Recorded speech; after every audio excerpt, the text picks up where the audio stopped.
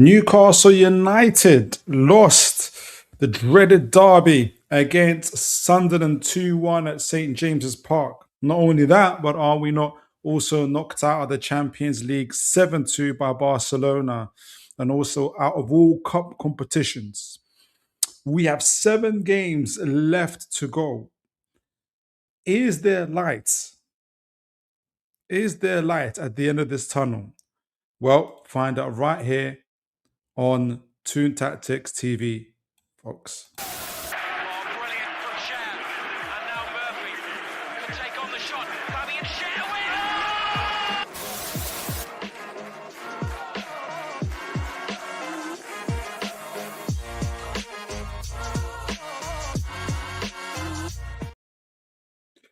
All right.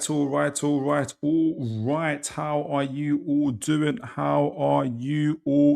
As always, I'm really, really blessed and really, really happy to be doing this show to this evening. Do you know what, guys? I'm so looking forward to the show. But first of all, I hope you guys are well. I hope you guys are blessed, no matter where you are, no matter what you are doing, whether you're about to go to sleep and you want to hear some white noise in the background, not really focusing, or you want some therapy session after recent results. And if you want to also kind of just vibe with other fans, other Newcastle United fans, even just football fans, you're most welcome. Whether you're international, whether from Newcastle, whether you're from London, wherever you're from, you could have been anywhere in the world doing anything else, but you're right here with me, watching, listening to Toon Tactics TV. So God bless you, folks. And as always, it's really encouraging. It's really blessed to be having folks already in the chat straight away. Good to see my man James here as well. Hi, mate. How are you doing, James? How are you doing? I hope you're blessed. And again, bless all the guys, all you guys that come onto the show, that are commenting, liking, sharing, subscribing.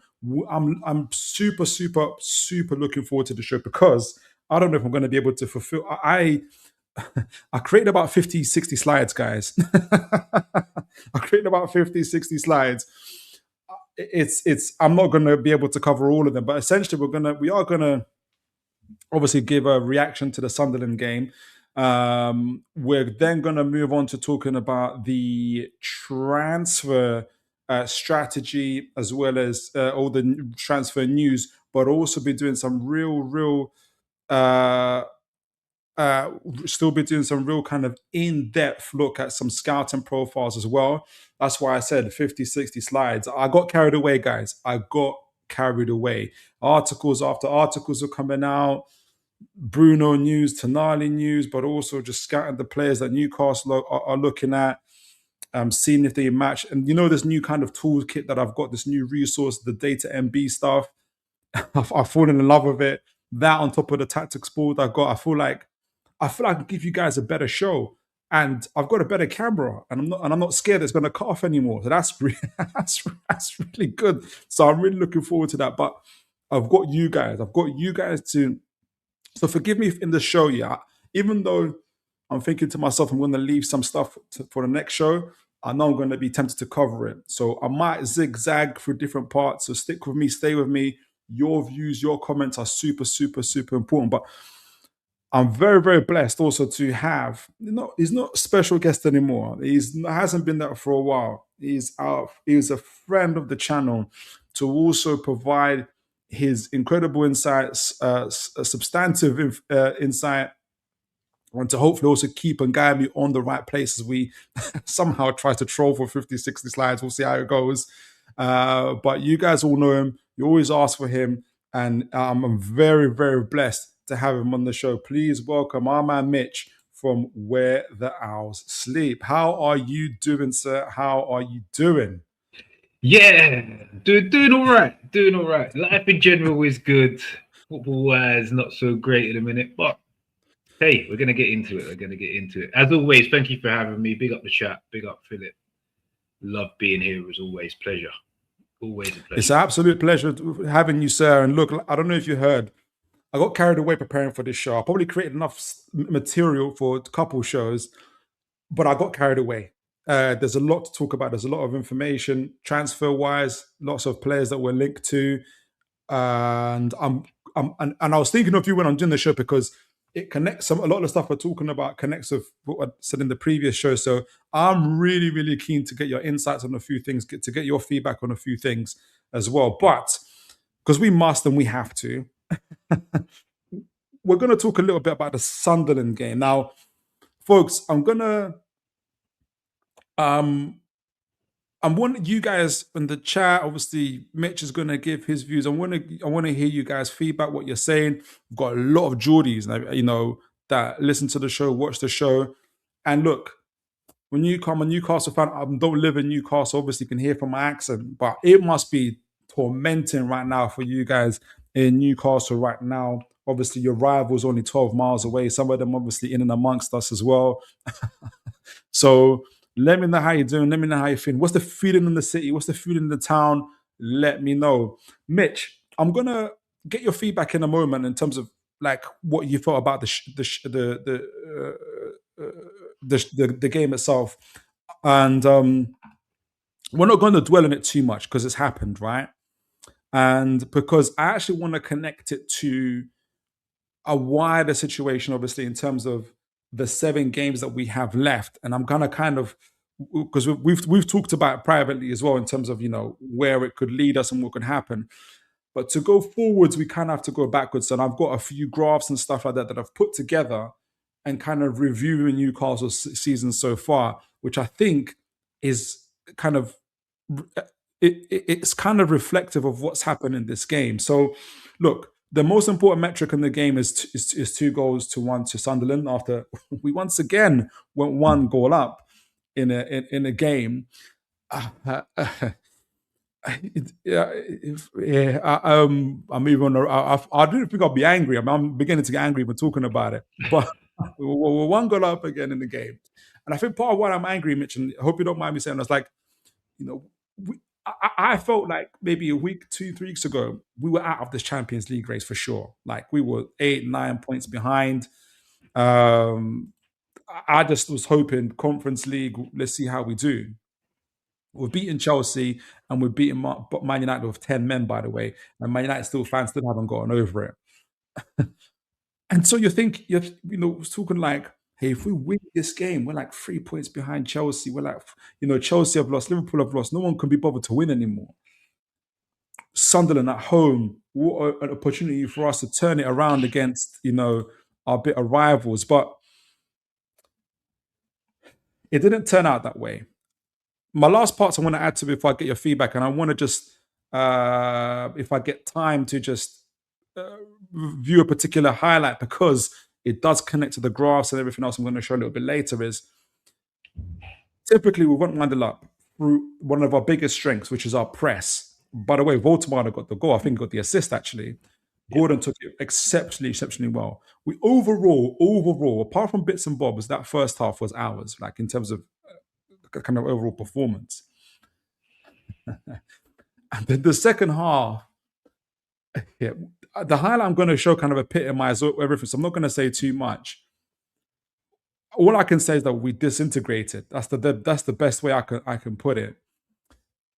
And we lost the game, and then the boos rang out, and then we're off to a 3-week international break. And that's how the story ended. And that obviously leaves the next 7 games in a shaky situation. We're going to talk about that. We're going to review the season a little bit as well. As we do that, we're going to then go to the chat. But Mitch, take it away. What was your feedback from the game? What's your overall feeling? What's the conclusion on it? Where did it all go wrong? Were there any highlights? Give us your take. Well, the where did it all go wrong was the easiest one for me. And it all went wrong for us was Brian Bobby kicking Sven Botman in the face and fracturing his cheekbone or whatever happened from there. Because physicality, the commentators were going on like he had one of the best striking performances you've ever seen in the world, ever. And I was like, this guy was doing nothing but foul the whole game until Botman went off. And then all of a sudden he came to life because he knew he had pace on Dan Burn and he knew he had strength from Malik Chow. That's when he came to life.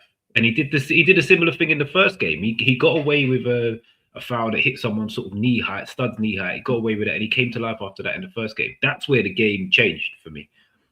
And as soon as Botman went off, I was like, this guy's going to have a field day at some point, because his physicality matchups to Burn and Thiaw is just, it's not a good matchup at all to either of them. Fair enough, physicality, strength-wise to Dan Burn, yeah, he's probably got it, but pace and running power destroys Dan Burn, destroys Malik Chow from most attributes, to be honest. So I was worried about that as soon as Botman went off. Like you said, first half was good. Solid first half. I'll have to admit that I thought that Eddie Howe got the starting lineup wrong, but the first half proved me wrong. At half time, I thought we'd see a couple of changes because we always seem to die out. Second half, our legs seem to go. Thought we'd change the tactics slightly to keep them thinking. And I don't think we really did enough to do that. Sunderland played better in the second half and we regressed. I'm not sure if it's a mentality thing. I'm not sure if it's tiredness in the legs. I'm not sure if it's tiredness in the mind. But second half just looked like Sunderland wanted it more. And they grew into the second half. They started to play more. Their midfield got more control of the game. And players that I felt needed to stand up and be counted at the time sort of wilted a little bit. The one I was most disappointed in was Joe Linton, because he's our beast in there. He's our bully. He's the guy that takes the game by the scruff of the neck, wins tackles and does all that stuff. And he didn't do any of that stuff. And that's the basics of football. It wasn't a technical issue for him. It was more his physicality just wasn't there. And it was just like, what is going on? It confused me. Some of the subs confused me, frustrated me. I thought Votamada was having a really good game. I thought he should have stayed on longer. I thought Withers should have come on earlier, and we should have got Gordon over on the right back, who was just bullying Harvey Barnes for most of the game. Don't think he got any. Actually, no, I'm not going to say bullying. I'm saying Harvey Barnes was trying to do too much. There was a few occasions where he got half a yard to cross it and decided to cut back and try and beat him again. But all in all, it was small moments. That first half, that Sven Botman hitting the post, all of these things are really small, tiny moments. Murphy being marginally offside. I can look at this more objectively than a not a Newcastle fans, probably like you can, because we're not Geordies. Like, we're not in the eye of the storm right now. We're not getting cussed out at work for the next 3 weeks while there's no football going on. So we can kind of sit back, take note, and look at the game as a whole rather than having the emotional response to everything as Geordies who know how insufferable it will be in that city after losing both games this season against them. But it was another game of small margins. I've seen a lot of stuff about Howe out and all of this and all of that over the last few weeks. I'm sure we'll get to that later in the show. But I actually find it quite embarrassing, the reactions to this defeat and the reaction to what's gone on. And yeah, it's disappointing to see, because as a fan base, I used to look at our fan base and think we're not like some of these other teams that just flip-flop, and one week it's all rosy and the next week the sky's falling down. But we're turning into it a little bit at the minute. Maybe it's my algorithm, maybe it's just what I'm seeing, but there seems to be a lot more of it, and it's a little bit disappointing, I'm not going to lie. Just as disappointing as the defeat was, seeing it. I agree with you on so many points. The Botman point, I thought we were 1-0 up when he was on the pitch. Then it went, and I'm going to talk about that in this next highlight. I'm going to show in a moment just how his importance is, because I'm going to show a highlight when the second goal, and what I think, and let me know what would have happened if Botman was on the pitch, and let me know what you think. I agree with you on the Botman point. Also in terms of like Votamada had a decent game. He had a decent game. You're right. There's a mixture of everything in that game. It kind of encapsulated Newcastle's season. So if you want to blame Howe, there is a tactical kind of conversation we can have where absolutely you can blame him. I don't disagree with that. But there is also fatigue. There is also injuries. There's the lack of... You've got two of our main midfielders out. You know, some of the hype and reaction would say it's an excuse, but if Arsenal don't have Declan Rice and Zubimendi, they have Norgard and I don't know who the other geezer would be, right? It'd probably be fully fit. It'd be the Spanish guy that used to play for us. I can't remember his name in a minute. Marino. Marino, and he's off as well. Like he's on the thing. So you can't just say it's an excuse. And I agree with you. We're going to talk a little bit more in terms of some of the reactions. And because like you, I didn't think we'd be a flip-flop fan. We always kind of talk about it in Spurs Kings and other, but we've seen darkness. We've seen not just 2 relegations, but we've seen us fight relegations on multiple seasons. Like You see that Tottenham fan base melting. I'm like, I'm like, if you guys want some help and some therapy, we can help. We banter it. So I just hate the fact that hate is too strong, but I am disappointed like you. And some of the comments I've seen on big shows and stuff like that, where I'm like, are we on purpose trying to be like other YouTube creators? We're a unique club. Like, why do you want to be like everybody else? But anyway, we'll get into it. So just before I show this highlight and we move on, big up to Ginesta. Always good to see. I'd love to get your take on things as well. Big up to you, Ginesta. Big up Phil and Mitch. Always, always, always good to see you, Ginesta. William Smith, God bless. I haven't seen you for a while, William. How you doing? Hope all is well, man. Bobby, my man.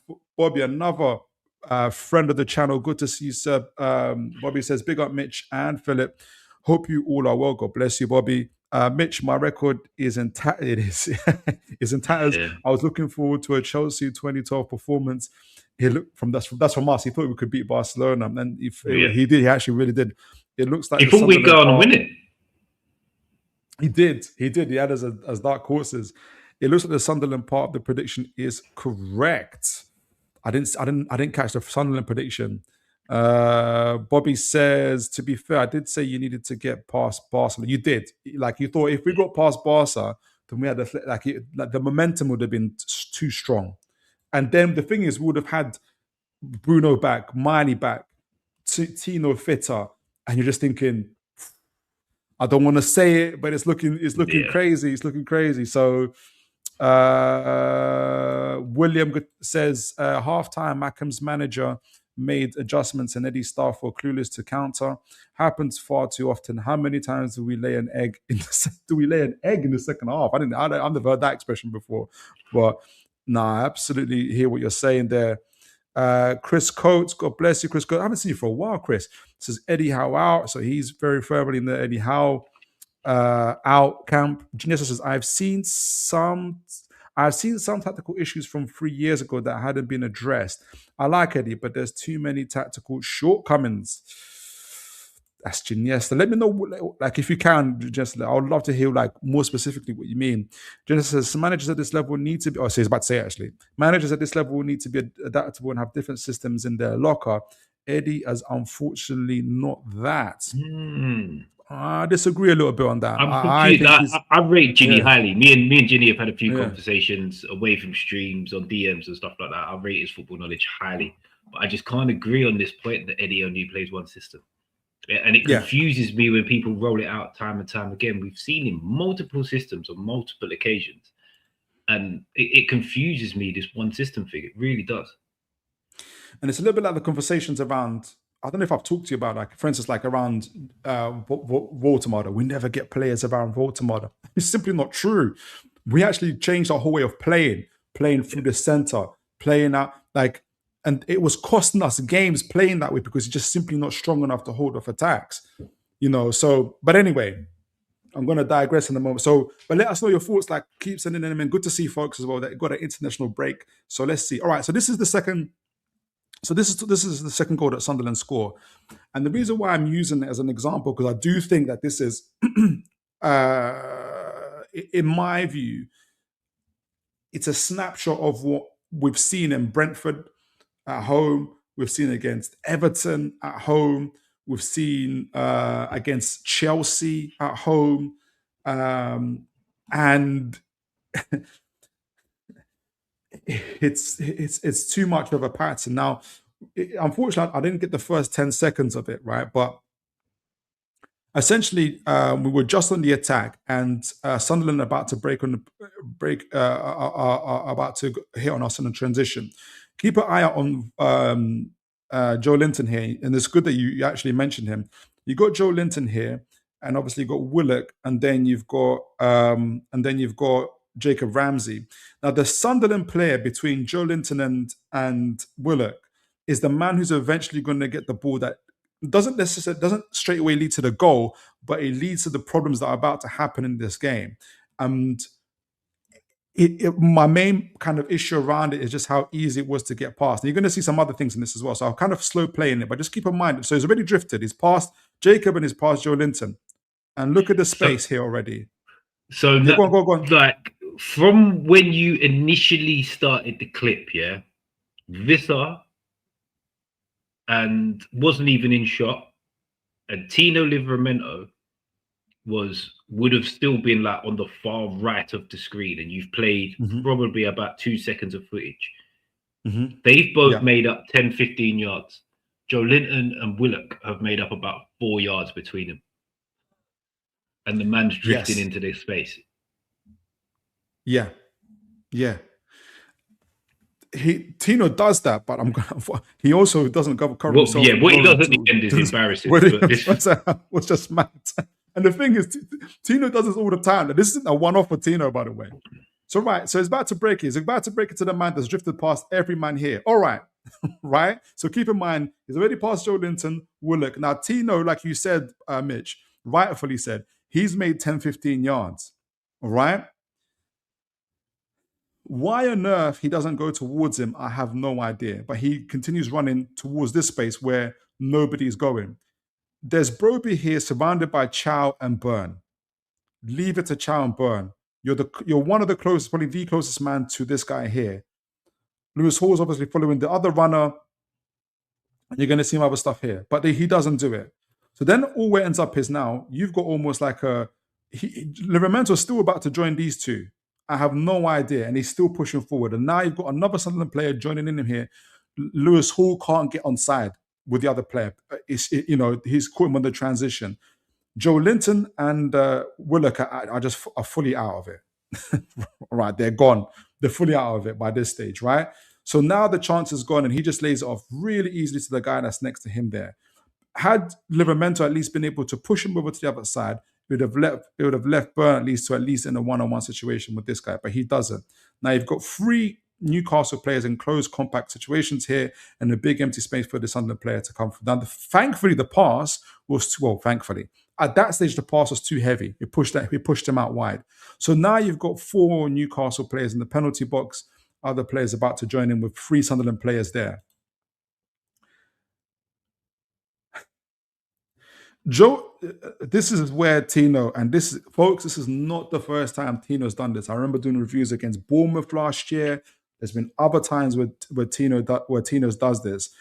The Sunderland, this is Broby behind him. He has no eyes for Broby here. He has, I don't know why, he's forgotten about him. I have no idea what's happened at this stage. You're going to see the ball pass again about 3 through the legs of Byrne, past the sliding tackle of Lewis Hall. Tino's not watching, and it's going to be insane.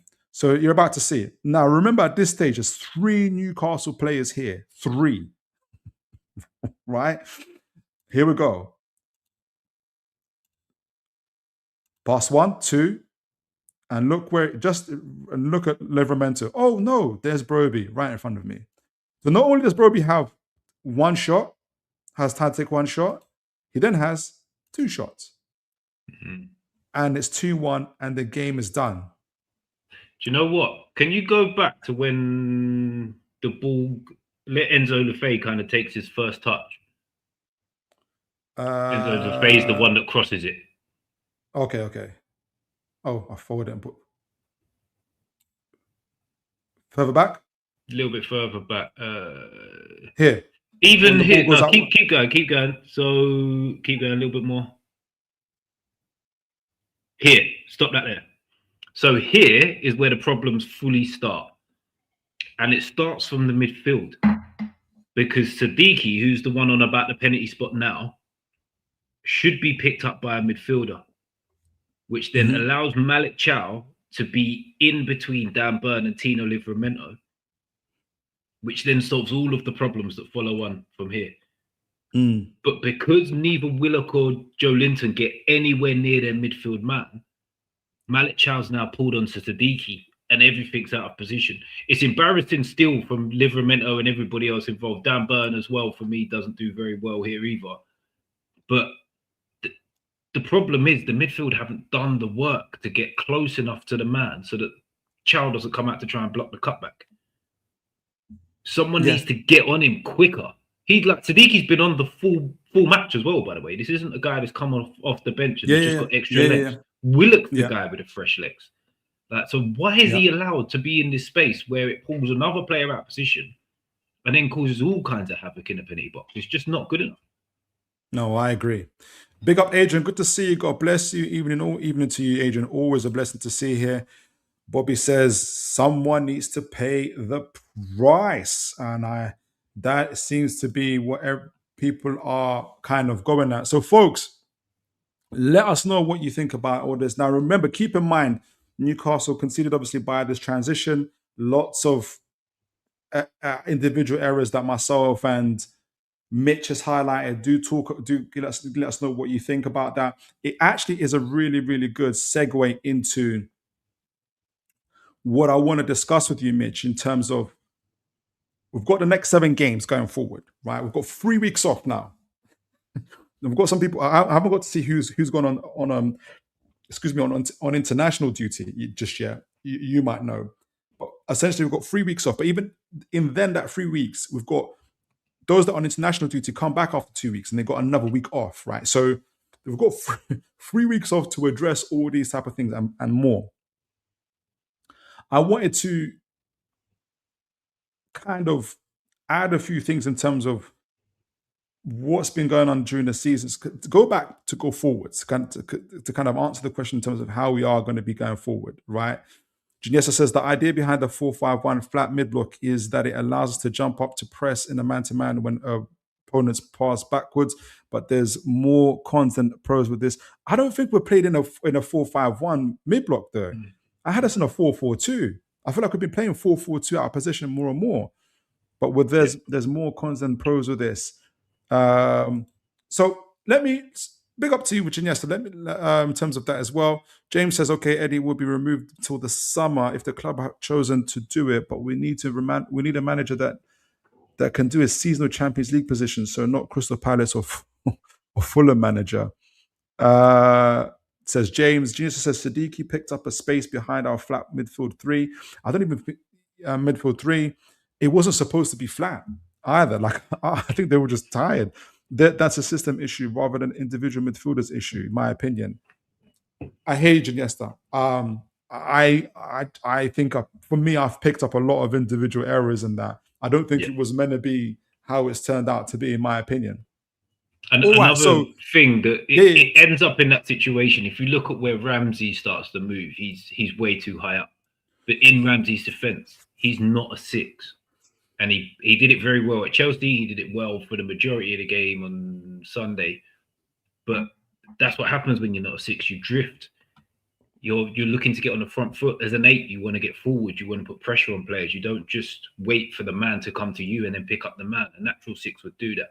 So the players that were missing have affected us there. I don't see it as a system issue. Yes, players pick up the ball in behind our back line at times. I mean, in behind our midfield at times and between our centre-backs. But I actually feel that's a little bit by design for the man-to-man way we tend to play. We allow the highest midfielder to go onto one of the centre-backs, so it's man-to-man to man. And then when we break, we've instantly got a free man because everywhere else we've got someone covered. Even Gordon came out and said it the other day. We had a free man for so much time in the second half and never used it. Yeah, Gordon said a lot. I've seen a lot of quotes from Gordon. I don't know if some of them are true or not. I need to sift through it. And you make some really good points there, Mitch. It actually leads on to what we're going to talk about. Obviously, it's a slight kind of review of the season, but because I'm thinking more of the games going forward, I want to get your take on this, right? So I put some stuff together. I wonder if Bobby will be proud of this. I put this together using kind of data and everything else. Right. So what you guys see in front of you, right, is the relationship between Newcastle's XGA, which is goals against. You see on which one goes up? Is it X or Y axis? On the one that goes up here, and then our XG. So XGA, guys, is the chances that Newcastle concede. Chances that Newcastle, or the quality of chances that Newcastle concede. And then the line that goes across is the XG, which it says the quality of chances that Newcastle create. And then you can see, this is how many games have we played? 31 games Newcastle have played, 32 games Newcastle have played this season. Obviously, the red dots mark the losses, the draws the grey dots mark the draws, and the green dots mark the wins. And in the 4 and it's separated into 4 categories for those that aren't watching. In the red, you have where essentially now obviously people will say eye test, but remember, just looking at data, you can if you remember the games, let me know. But in the left hand corner, where it's kind of shaded in pink, it says Newcastle under pressure. So that's where the team significantly had more XG, created significantly more chances than Newcastle, and so kind of indicates that Newcastle were under the cosh.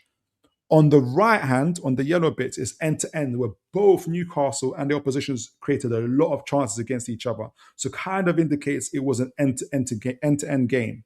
The bottom half of the screen shows green, which is close or quiet. So both Newcastle and the opposition have really low XG. Like it's just a shady. It's a nothing game. If you guys remember the first game of the season against Aston Villa, Bournemouth, the first game against Leeds, the game against Sunderland that we lost, those type of games. Now, on the bottom right, you have the section where Newcastle were dominant, high XG and very, very low XGA from the opposition team. So I wanted to highlight these couple of things in and I haven't really get to marinate a little bit. So I want to get your thoughts on it, Mitch. I want to get your thoughts on it, the chat as well. What I've kind of got from this, and obviously keeping in mind the Sunderland games that we had just now, I would say it was an end-to-end game. We didn't want it to be an end-to-end game, but it turned out to be an end-to-end game, and that was the problem with it. And if you look to the top half of the screen, the yellow part of the screen, where you see the results that we've got from end-to-end games this season, we've only won one, which was against Tottenham. 2 Leeds as well, which is like right in that mad top corner. Oh, and the Leeds, sorry, and that game was insane, right? So that's like it's now looking an outlier. It is an outlier. Massively. That game is a massive outlier, because even the end-to-end games aren't like that end-to-end, right? So, and really, that's if anyone saw the video from Adam Cleary, the majority of the season for all teams is a bit like this. But from what you can see from the end-to-end games that we've had, and obviously now the Sunderland game as well, we've lost 3 of them, we've drew 2 of them, and we've won 2 of them. So it does not suit Newcastle to have an end-to-end game. Neither does it suit Newcastle where we are the team that's under pressure. We've lost all those games apart from the Chelsea and Man City game, but those are really they're borderline, like they're even borderline under Newcastle under pressure. They're almost in the camp of like it was mutual exchange, like it was pretty neutral, right? But the majority of those games when Newcastle are under cosh, we get battered. Then the bottom half one is almost as similar to the top half one, where both teams are quiet, both XGs are low. We've won 1 against Wolves. We lost 1 against Sunderland, and the rest of them we drew. So we're not getting any points there. The one section where Newcastle get results, get wins, get real points on the board is the area where Newcastle are outstandingly the dominant team in that game. You saw the victories over Everton, Burnley. I don't know why I've got Brentford there. It's meant to be another team. I've got Brentford twice. Brentford battered us twice again this season. Burnley, Fulham, I can't remember what the other team was, Nottingham Forest, and there's writing over the other team. So essentially what I'm saying, and what I've got from this, Mitch, and I want to get your take from this in a moment, it's almost like it's not good for Newcastle to have it's basically Newcastle need to have almost perfect conditions to win this season. Now, some of that is rooted, I think, in the fact that we don't have a goal scorer. So the last time I checked, for instance, if you measure our missed big chances compared to last season, we're 10% down. So games where it's very, very close, where both teams are quiet, you can imagine Newcastle nicking a few wins here and there, right? And games where it's end-to-end, you can at least imagine us getting an extra draw or win there. We don't have that because we haven't had an out of goal scorer. So that's my main thing. But the overall kind of view, like I said, is like I almost feel like Newcastle have to have the perfect conditions where we are the dominant team. The other team is on their backs, essentially, they aren't creating anything, where we're essentially getting any points. And that's been You can put that down to injuries, lack of squad rotation, fatigue, tactical situations, and obviously not having one of the best 2-3 strikers in the world. We've got 7 games to go. We would have had a break. We've had all these things. So my question to you, Mitch, I want to get your take. What's your kind of overriding feeling in terms of when you see this? It's obviously the first time you've seen it. And what do you expect? What are you? Does it have any kind of? Does it confirm any your thoughts before? Does it add to anything you before? Like what are you hoping or what are you expecting from the next 7 games going forward? Hoping from the next 7 games going forward is 6 wins is the hope. Expectation. It's hard because the way the season's been, the way our league form's been this season it's tough to gauge where the expectation really should be as Newcastle fans. Because if the league form continues to be as hit as miss as it is, out of 7 games, maximum you should be looking at is 4, maybe 3 wins. But if you factor in our form across the season in all competitions, we're capable of giving anybody a game when we're fit and firing. And by the time we're all back in a Newcastle shirt in 3 weeks' time, 95% of our squad should be fit and firing. So that's where my optimism comes from. So you get our full 11 out on the pitch. I still believe we should beat most teams in this league and we should smash the teams that aren't very good. And when you look at who we've got left to play, at the start of this game week, only Arsenal left in our fixtures we were above us, who we still play this season. I think there's one other team that have crept into above us now who we also play, but everybody else is below us in the league. So as bleak as it kind of feels and it looks and where the positions are, we could have quite an exciting end to the season with volume of wins. We just need to make sure we don't keep shooting ourselves in the foot. I've said it loads of times and people think I'm crazy, that it's a lot of these games we go into and it's about us. It's about how we show up and how we play through the 90 minutes. Yeah. Because like even Sunday, it was the same. If we carried on our first half form into the second half, we probably win that game 2-3-0. Yeah. But we didn't. We hit the post, the offside, all of that. Yeah, but we just didn't. And we need to be able to carry that over 90 minutes. When we've got our first 11 back, pretty much our first 11, and we've got the good rotations on the sideline that are fit and firing as well, I feel like that comes back. And yeah, this graphic, it frustrates me more than anything because I look at some of the games and I think back to the personnel that played in a few games, and obviously we haven't got the clinical striker that we need. And you can see why some games fall into certain sections of this graph. Because as much as people will say he's made of glass, maybe we should think about chopping him. Without Sven Botman, our defense looks a lot more fragile because he's our main. Most strikers, most teams play with one up front. If Sven Botman's marking any team in the league's one man up front, I'm pretty confident they don't get much from the game. Doesn't matter who we're playing. And then that allows us to play so much more. The other thing he does is he stops teams pressing us, because you just can't press Sven Botman. Left foot, right foot, short pass, long pass, mid-range. He's got it all. So we tend to play a lot better football when he's on the pitch as well. Helps us control games from a different position on the pitch. So, yeah, it's a frustrating graphic to look at. And I'm not one that likes to bleat about injuries. The thing that I'm going to put this down to is is squad depth. It's not even just the injuries. It's just the depth of squad. We need to have like-for-like replacements without such a drop-off in talent for us to compete in all the competitions that we want to compete in. We was in 4 competitions still mid-Feb. Like, the talent drop-off can't be what it is at the minute. It's quite simple as that for me. We need to bring this. We need a few players over the summer that take the ceiling up, but we also need to bring the floor so much closer to those players as well. That's another great segue. And I think you're right in terms of, it's like the way the team is, we have to have our best 11 out to win games. They have to be fit. They have to be firing.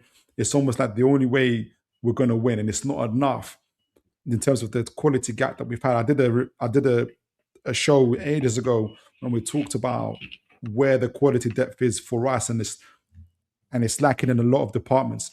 The best ones we've had so far have been Gordon and Barnes on the left, where most of our goals have happened.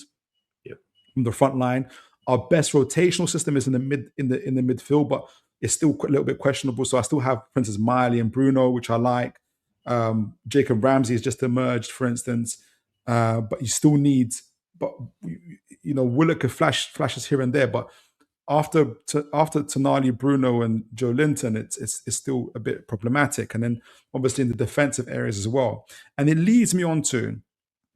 And guys, keep sending in your chats whether you still want to talk about the Sunderland game, whether the tactical changes and everything else, Like, love to hear your thoughts. Iniesta, for instance, says it was initially a 4-4. So going back to the question around the 4-4-2, it was initially a 4-4-1-1 with Voldemar, the man marking Xhaka, but that changed after a while to your usual 4-5-1, and Xhaka pulled Nick all over the pitch. I don't think he ever really did pull him all over the pitch, though. That was my frustration when he came off, because he was still doing a good job for me. I can't put any blame on Nick Voldemar for Sunday whatsoever. Iniesta says Dan Burn is a major issue in build-up. Yeah, Sunderland's press and trigger was the sideways pass from Burn to Hall. They did that shift over the entire team and trapped in less. And the thing is, if Botman starts, so if it's Botman and Chow, they don't press like that. Yeah, no way do they press like that. No chance. So, and do you know what? It's telling. Yeah. There's a little segment that the club have put out on YouTube with Trippier, Hall, and Dan Burn. Dan Burn's asking the two of them questions, and one of them makes a joke about Dan Burn just firing passes into people, and it's like the players know it themselves. They know that it's a problem, that his passing isn't as clean as crisp as it should. So if our players know it, other teams are going to see it and they're going to use it against us. Exactly. And that's what happens. He is the pressing trigger for most teams. But that's almost like a wider situation. We're talking about PSR and everything else like that, which would have a show for. Right, so we'll talk about starting 11. That leads us to the conversations around transfer talk. Now, Mitch, you weren't here. I'm going to give as swiftly and as concisely and as best I can an update of where I've kind of got with things, because you're going to see obviously where I'm at in terms of what I'm trying to do is see how the transfer window is shaping up in terms of obviously from all the conversations and rumors about, and kind of seeing where and what the Newcastle, first of all, what's Newcastle's strategy, and essentially kind of working around how that I think that fits in terms of all the various news that we've got coming in and everything else like that, and how it leads me to essentially the next part here in terms of where as of today, actually, I can actually say I had a conversation online with Mark Douglas from the I newspaper and that. So I'm gonna get to that in a moment. But I wanted to just update you on that and just kind of explain where I'm at, because I want to get what your thoughts and what you think of it, but also what your own kind of thoughts have been on the window. And then basically, and folks in the chat will know this, is that there's been now 3 I newspaper articles. Forget all the Bruno stuff in the moment. That's all going to come into Bruno, Tonali, and everything else that we're going to come into it. And it's going to kind of also reflect on what you're seeing in front of you in terms of players that are likely to leave high, medium, and low in terms of staying. There was an initial kind of I newspaper article last week, kind of indicating obviously that there's a chance that Newcastle essentially bring between 6 to 8 players, right? And I was thinking, it got me thinking before the second article was released and we heard the Bruno stuff. I was thinking, okay, if I'm Ross Wilson and there's a good chance I might not have European football, or even if I have European football, there'll be players that would want to leave, or there'll be teams that are coming in.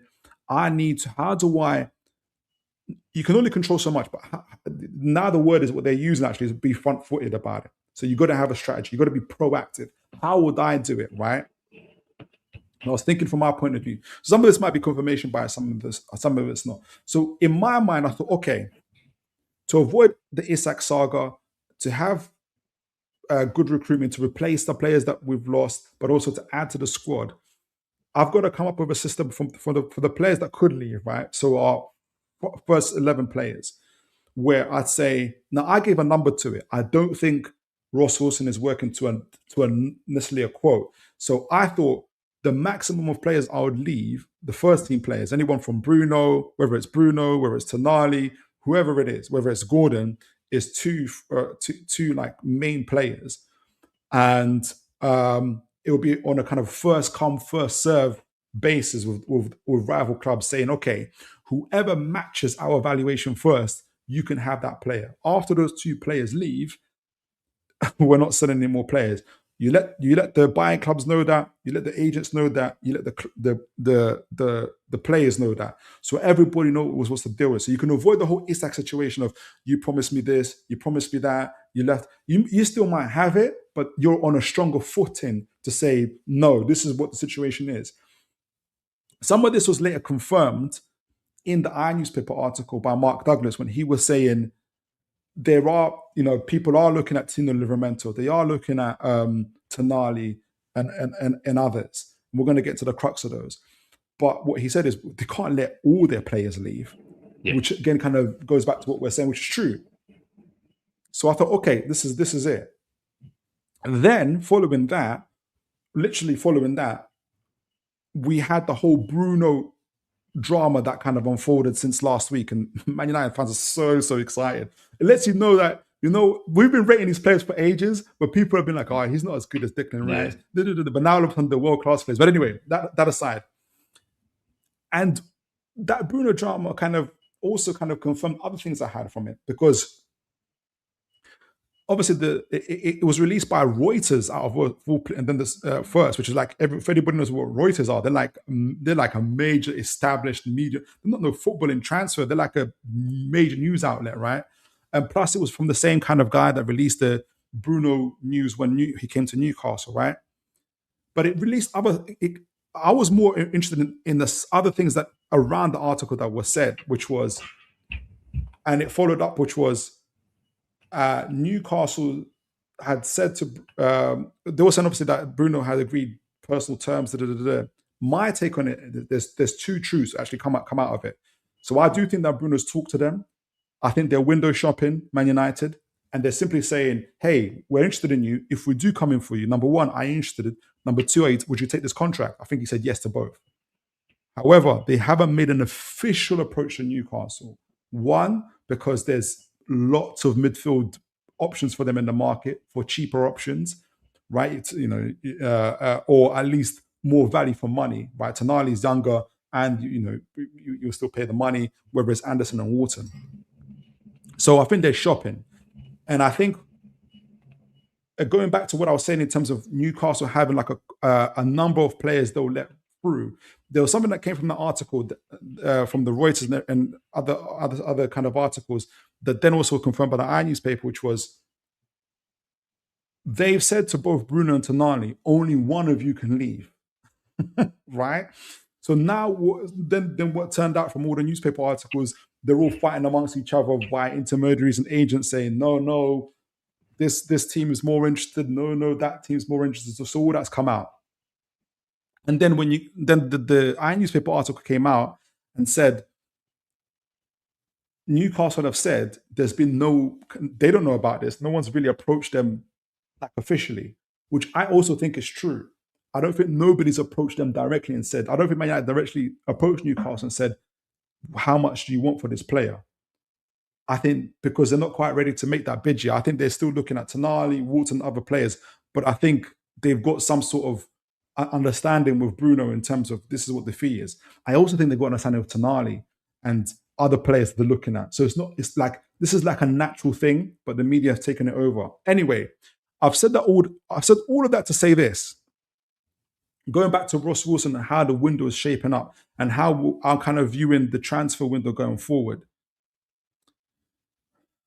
I thought there'll be a number of players, like two players that they'll stick on. I don't think it's a number. I think it's in terms of positions, because when they're saying to Bruno and to not, because in the article, the earlier article, they quite clearly said there was the first article I was talking about. They said we're looking. It's the article when they said we're looking at Lamine Kamara to come in. We want Lamine Kamara. We want Lamine Kamara. What they said in the article is you're going to hear lots of news about us looking for a midfielder, but it's not to replace Bruno, to replace Tonali. It's to replace Willock. They really identified Willock as the person that they're going to replace, right? So when they're looking at Lamine Kamara, they're looking at it as a replacement for Willock, not for these other guys, right? So which I think they're working towards that. But they're also saying is, and this is kind of opens to the wider conversation about how many players come in, is they're kind of being front-footed when they're saying to Bruno and Tonali, we can only let one of you go, rather than saying we're not letting anybody go, because you're just gonna end up with the Isak drama again. We can only let one of you go, which then obviously the wider strategy you're talking about now is, okay, well then now we need two midfielders. And so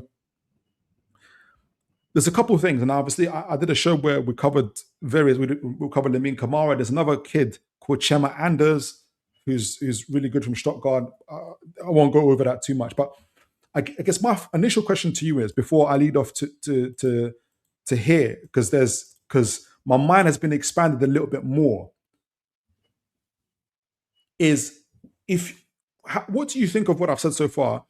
And when you're kind of if you're thinking, what do you think Ross Wilson's strategy is or should be kind of going forward? How do you think Newcastle are going to handle buying and selling this summer? How many players are you kind of expected to come and go in this summer transfer window?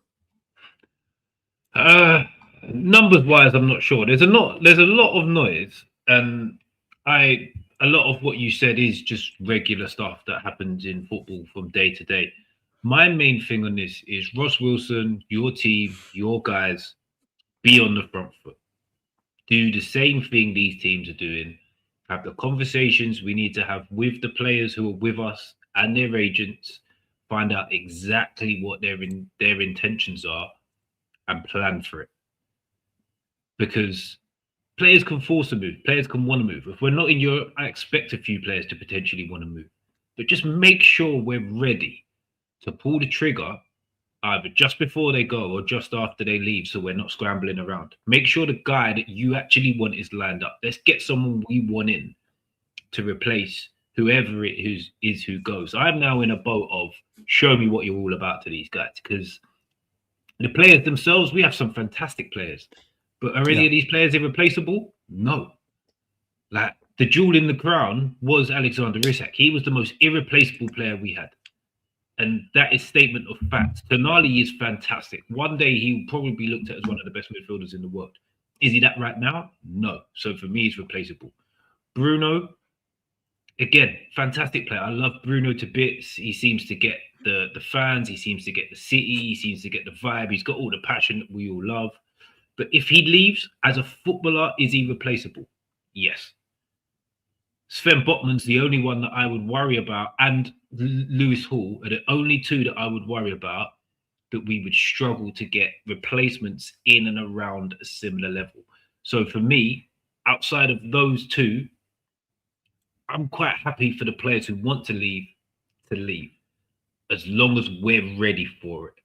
Don't get caught with our pants down. Don't hold on to players and try and hold them back and say, no, you're not leaving. No, you're not leaving. We need you. Be like, okay, cool. We'll negotiate. We get what we want. And as soon as we're in a position to bring the player in we want, both deals can be done at the same time in a similar time frame so that everybody ends up happy. Do not get caught in the same situation we got caught in last season. That's all I want to see. Operate like a proper football club right now. Yeah, and that's exactly it, Mitch. And then the thing is, that's exactly what they were saying in the article. They don't want a repeat of last year.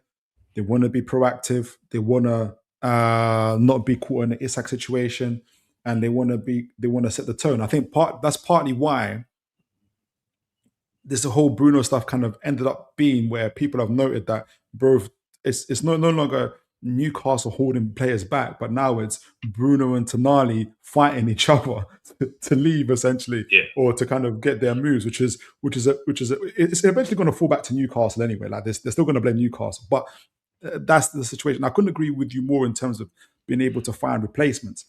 The thing I wanted to add, or kind of also add to that, which kind of surprised me. So, as I said, I've got this table kind of changes all the time in terms of players that are going to stay, players that are going to go.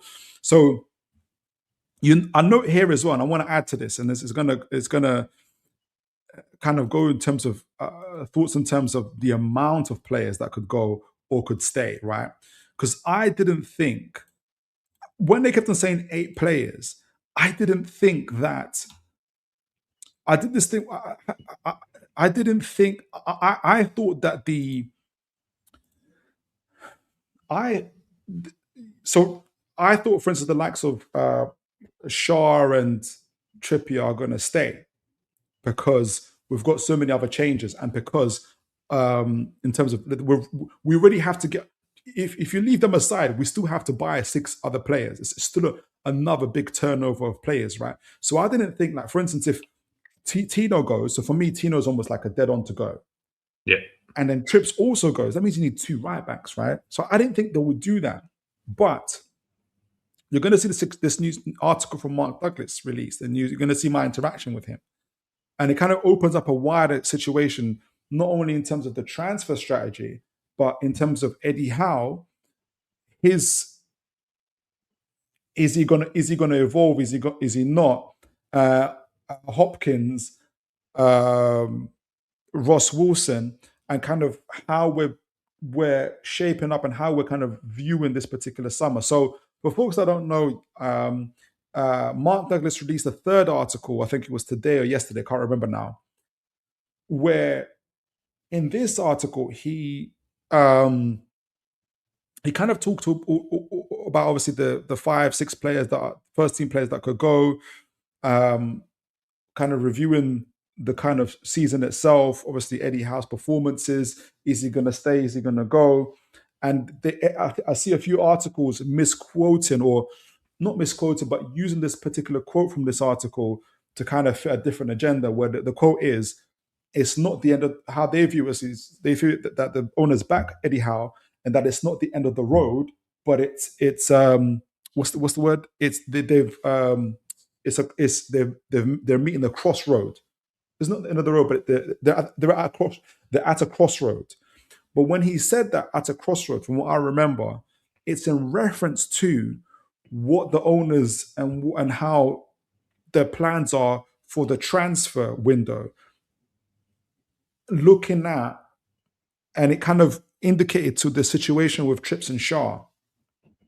So what Mark was saying is that in the new article here was that if that Newcastle are looking to move on from the likes of Trips and Schar, the previous window, and you see me, and the previous article that he wrote only days before, and you see me questioning him about this, was he said Schar and Trips want to stay. So I thought, okay, the likes of Trips and Schar are going to stay, Tino and the rest are going to go, and we're going to find replacement for them. But in this new article, he's saying they want to stay, but Newcastle are looking to go. And this is why I wanted clarification on this, because it's quite massive for me that if Trips and Schar go, because like I said, it means that nobody's safe. Like we're talking about, it means that this is going to be a real change, because then if you remember what kind of Eddie's kind of whole thoughts on the transfer window, like too much change is like you're going to need a new leadership group, new group dynamics. That's why he likes to keep those old players. But if the owners and the players, and if Hopkins and Wilson go for this tactic, and this is what they're talking about, the crossroads. So you're either on board with this or you're not, right? If Eddie Howe turns around and says, I don't like this approach, it's either you're with it or you're not. That's what I got from it. So I said to Mark, to clarify, I said to him, last week you said Schar and Trips were keen to stay. However, this week you said they are set to leave. What is the situation? Do Trips and Schar want to stay, but the club is unlikely to renew? And Mark Douglas replied, and credit to him, he said, think both would ideally like to stay. So Schar and Trips would like to stay. But if things go to plan, now you can all kind of ascertain what you think that means. I think it means especially if they reach Europe, for instance. But if things go to plan and get the players they want, but if things go to plan, I expect them to leave. As we saw with Callum Wilson last year, things can change, but NUFC need a refresh. Speaks volumes. Others, and this is the key part, others have already held talks.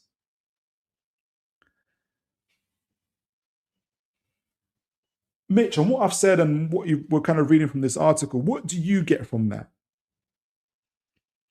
It's the right noises for me that the club have a plan. The plan is to refresh, get rid of the players that actually are surplus to requirements, not just replace the ones that go, but actively look for players that do not fit what we're trying to do and upgrade those players, which is bringing the floor up. So that part is good. I love that. We need to bring the floor up. That's plan number one. Make sure that we've got a deep enough squad that when we rotate, the floor doesn't drop too far. At the minute, it's a massive drop off for me. Trips, love him to bits. His legs are gone. He's not the same player. When he's got the ball at his feet, fantastic. But you can clearly see he's lost a couple of yards of pace. Dan Burn, again, love him to bits. Done great for the club. Fantastic signing for what it was worth. But now we need someone who isn't a press trigger in the back four. That Nick Pope, again, done a fantastic thing for the club. All of that. He's another one. Like, people will probably say, keep Nick Pope, get rid of Ramsdale. I'm the other way around. Because Nick Pope is more of a problem. Like we could get him, ship him off to someone who's potentially going to be in a relegation battle so he can make a bag load of saves and look fantastic. Doesn't have to look good on the ball. What we want to progress into a club where our goalie doesn't have to make so many saves and he helps us build play. So I would much prefer to keep Aaron Ramsdale if that's an option. So, like, if that's what the club are saying, that these players that are kind of on the fringes and kind of in and now are not really starting 11 players, they're holding off talks because they're looking at other avenues to bring in players that are better before they commit to these players, then fantastic. I'm all for it. We've got to do that 100%. I'm going to go to chat, but what do you think in terms of how it could relate to Eddie Howe? So, like I said, I had to get this clarification because, like I was saying, like he said, obviously Trips and Schar they're looking to move them on clearly, but not only Trips and Schar. How he's left it for me when speaking of Mark speaks volumes. Others have already held talks. We've got a number of players that are on their final year, and even final 2 years. If you look at Burn and others, right? Add the fact that we've also had a lot of backroom stuff. So we've had a lot of, of our, I think I forgot the guy's name, Silverstone. A couple of other players in the boardroom have been left after Hopkins had this 100-day review. He's taken those back. He's taken guys. Lots of guys have left. They've done this thing in terms of like, okay, no more shutdown. Everybody has to work in the office now. There's a lot of changes. So I guess what I'm saying is this. I feel like they've taken that and into the squad as well. I think if you're saying Trips and Schar and others have held talks, they're taking the same approach this summer, which Eddie doesn't like. And I'm going to give Eddie credit here because I'm not going to try and say that he doesn't adapt because it's not true. When James Bunce and in fact when Dan Ashworth came, people accused him of not liking Dan Ashworth. They had a great relationship, him and Dan Ashworth. Because Dan Ashworth and Stave didn't have a relationship. When Paul Mitchell and that game came in, Eddie left Paul Mitchell to do transfers. He went on holiday. Paul Mitchell still left. And remember James Bunce, the performance director, people would thought he had an issue. Ask Maresca and Chelsea fans how they feel about the medical team and the relationship there. Eddie Howe and James Bunce have a fun. He's at all the pictures and everything else. So it's not true from my perspective that Eddie's this dinosaur that doesn't want to change. I don't think it's true. But when it comes to this transfer situation and what Mark Douglas said in terms of like I said, it's not the end of the road for Eddie, but it's a crossroads. What I've taken that to mean is they're making a heap loads of changes to the squad. Some of these things that maybe Eddie might not like because it's almost like it's quite significant. in terms of him having to rebuild the squad. Where do you think that leaves Eddie? And what do you think? What message do you think the owners or Hopkins and Wilson are kind of sending out to him? What, to Eddie Howe? Yeah. Well, I'm hoping the message they're sending out to him when it comes to the end of the season is go away on holiday. We've got this. Like, right. Simple as. Because, like, there's I see a lot of, we can't let Eddie Howe spend any more money. We can't let Eddie Howe and Andy Howe do this and do that. And if Eddie Howe had his way, we'd still have this player and that player. Them two things there together are a contradiction. Because you're saying Eddie Howe's done this and Eddie Howe's done that and he can't buy players and his transfers are rubbish. But if he had his way, we'd still have, say, Paul Dummett at the squad. So is he having his way or is he not? Like, the fact that Eddie Howe was on holiday last summer when Paul Mitchell left and he had to come back lets you know that Eddie Howe was not in control of the transfers. He was going away for a break and there was a team there to deal with it. Team fell apart, Eddie Howe came back. This summer, we've got a proper team in place to do this. If he's not meant to be in control. He's meant to be the manager of the football team. So as long as the guys that are in control know what they're doing and they're going to deliver the players and everybody's all on the same board of the players that get delivered, then fantastic. Go for it. And if he can have his break this summer, he needs it because he looks just as tired as some of the players do right now. So... yeah, it's mad. I'm a little bit. I feel like at times I scroll through X for a couple of minutes. And I'm like, I need to get off it because I'll end up replying to people and getting into conversations I don't want to be involved in. But there's so much wrong that's said about what's gone on and this get out of our club thing and all of this. And yeah, it's just mad. The whole thing's crazy to me. But this summer for me, it feels like that the owners. Hopkins, Wilson, they're now all pulling in the same direction. We've got the team set up to do what we need to do this summer to put us in a place to have a proper attack on whatever competitions we're in next season. And I hope Eddie Howe's still the man in charge. I agree. Let's see what folks in the chat saying. Big up, by the way, I've had a lot of folks come in to view the channel. I hope you guys like it. If you do like it, please do like, share, and subscribe. It'd be great to have you guys. And it's good to see a lot of all new faces. Sophie B, absolutely amazing to see you again. God bless you. Hope you're well. Sophie B says, get this manager out of my club. On that, just before we roll on, I would like all of these people that Eddie Howe out, I'm curious as to why. What is the exact reasoning as to why you would like Eddie Howe out of the club? Is it the transfers? Is it the management of the team? Has he not been good enough over the 5 years he's been with us? I'm curious, extremely curious. Let Mitch know, folks. Let Mitch know.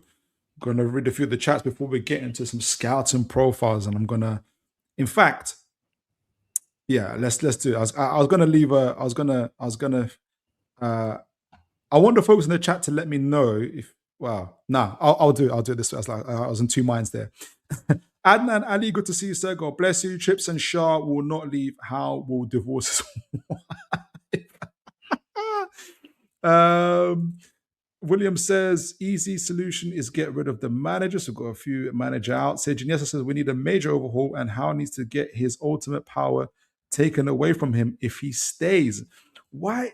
I'm not going to say why. Here's what is the reason behind that? Because in my view, and maybe me and Mitch are just blinded by bias. I don't know. But we have one of the most successful transfer hit rates, in my view, compared to so many clubs. You know, the only thing that whenever I go on shows or I'm on WhatsApp groups, the only player that opposition fans can are bantering me, they only mention one player, Zelanga. They never tell me Botman. They never say Bruno. They've even stopped saying Jacob Ramsey. They never say it because, and the thing is, they give themselves away as soon as they hear a Newcastle player is linked to their team. Whether it's you should see the parades. Mark Goldbridge is making whole sessions Bruno, we could win the league. But Madness. our fan base are saying, keep Howe away from the transfers. Guys, honestly, have you seen opposition fans' content? You should see even in our WhatsApp groups, we've got Man United fans that they keep posting it and saying, Bruno. Denali. They think they're gonna win the league. So you Mitch, you was gonna say something, sorry. So I'm just exactly on what you were saying. Like, people say recruitment, tactics, in-game management, all of this stuff. Yeah, these people ban this stuff out. Yeah, but recruitment, since Eddie Howe has been manager of this club, if he has this overarching control that everybody talks about, we have actually the best hit rate of anybody for transfers. Anybody in the league. So that's not good enough. Okay, so tactics, but what about the tactics? What don't you like about the tactics? How would you change the tactics? Is he a one system man? I don't believe he is. He's played 3-5-2. He's played 3-4-1. We play 4-3-3 most games. That 4-3-3 gets adapted into a 4-5-1 mid-game. Against certain sides, we have our centre-backs press onto a midfielder and then man marking a midfielder throughout the whole game because that's how we want to press. That's 5 or 6 different tactics all wrapped into one there. Favoritism, another one that gets banded around loads and loads and loads. Yes, every manager has their favorites, the tried, trusted, the guys that have got them there. I've said this many times. He's in the middle of the test. He's not doing very well on the test this season, but we are just at the point of pivoting away from these players. If we don't pivot away from them this summer, you can run that agenda. But at the minute, how else was he getting away from the players that have got us to where we are now? Where is the money to replace the Kieran Trippier, a Nick Pope, Dan Burn? Where's the money to replace these guys? Who else is he favourites to? There's no one else in the squad you can say that he's favourites to. They're the 3. And they've all done exceptionally well since they've come in. And we're at the first point that we're at a level where we are actually looking at them and thinking, yeah, maybe we're better than these guys. And that's still a maybe we're better than these guys. And we're acting like we're miles better than these guys. And we're acting like we've been here for 5, 10, 15 years. And all of a sudden we're on this massive downward spiral. We're not. We're having the first blip.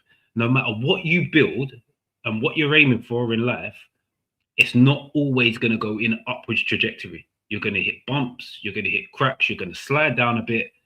And if you can't then rectify that slide and go forward again, cool. It's time to move on, take a different approach. But this is the first time we've seen any kind of slide.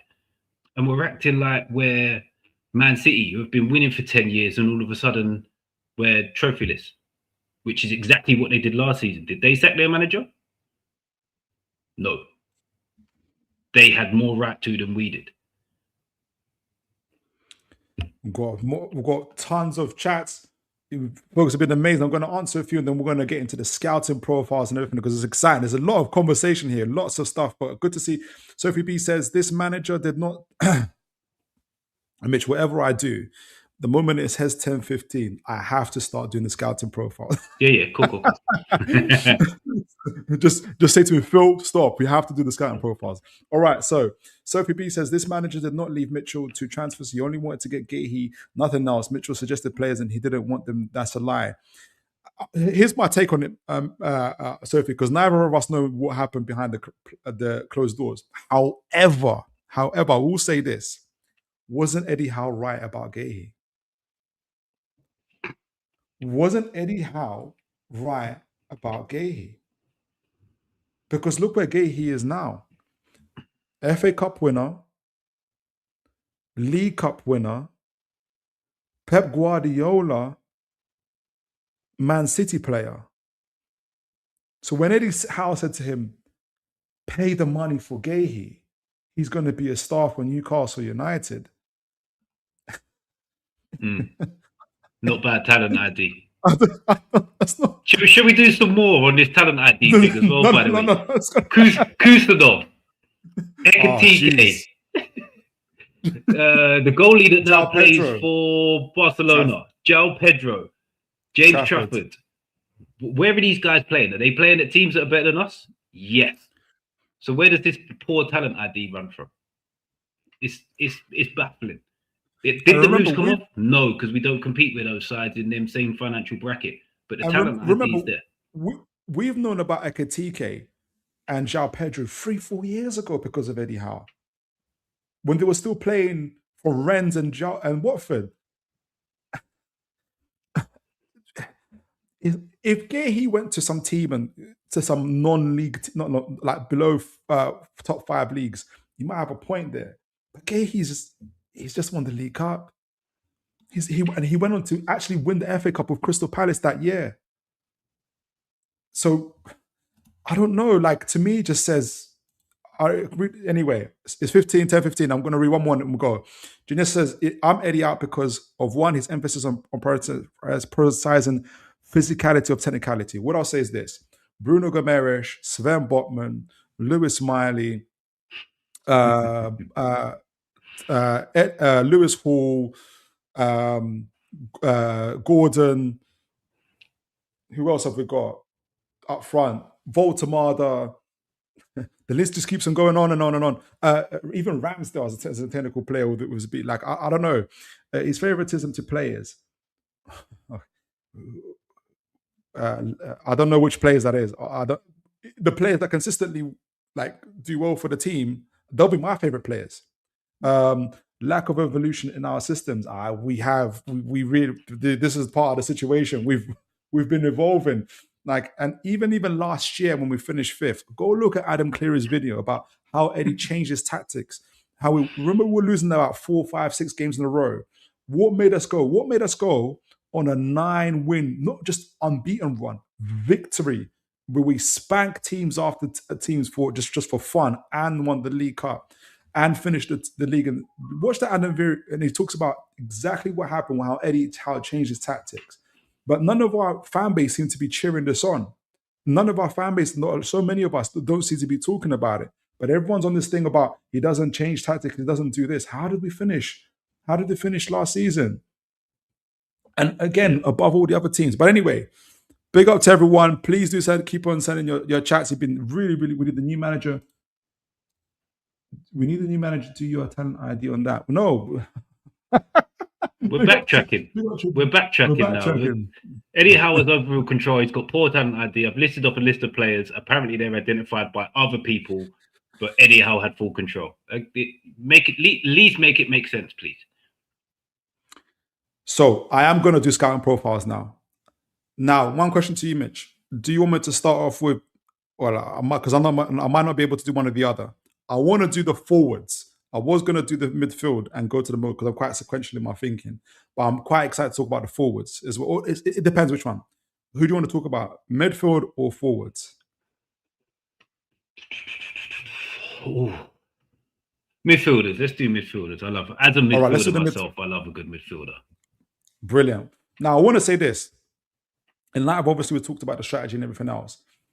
We talked about defenders last show as well. I just wanted to point this out because Senesi, who's going to be out of contract, was being linked to us, and Scalvini have been linked to us. Now, in the show when I was talking, I was saying, I don't see how we're going to get Senesi when Byrne and Botman is there. But in light of new stuff, I'm like, yeah, I think we might. I think we're quite serious about Senesi and Scalvini now that Schar's there. Because I was thinking to myself, this Scalvini stuff can't be true, for instance, right? Because Schar's there. But if they're saying if things go to plan and Scalvini is available and we get Europe, for instance, I don't know exactly what that means, go to plan. But signings like this, on top of everything else, are very, very possible. I'll be very interested to see how that kind of works out. But I thought I'd point it out. We talked about how they kind of, this is from Data MB, how they kind of match our with our defenders as well. The main thing about Scalvini and Senesi actually was that is the progressive passing is the most important metric they have over all of our defenders, which for me again kind of signals that, again, increasing our possession, but also being able to control the game a little bit more. Remember, we talked about pressing triggers. You're not going to press these guys.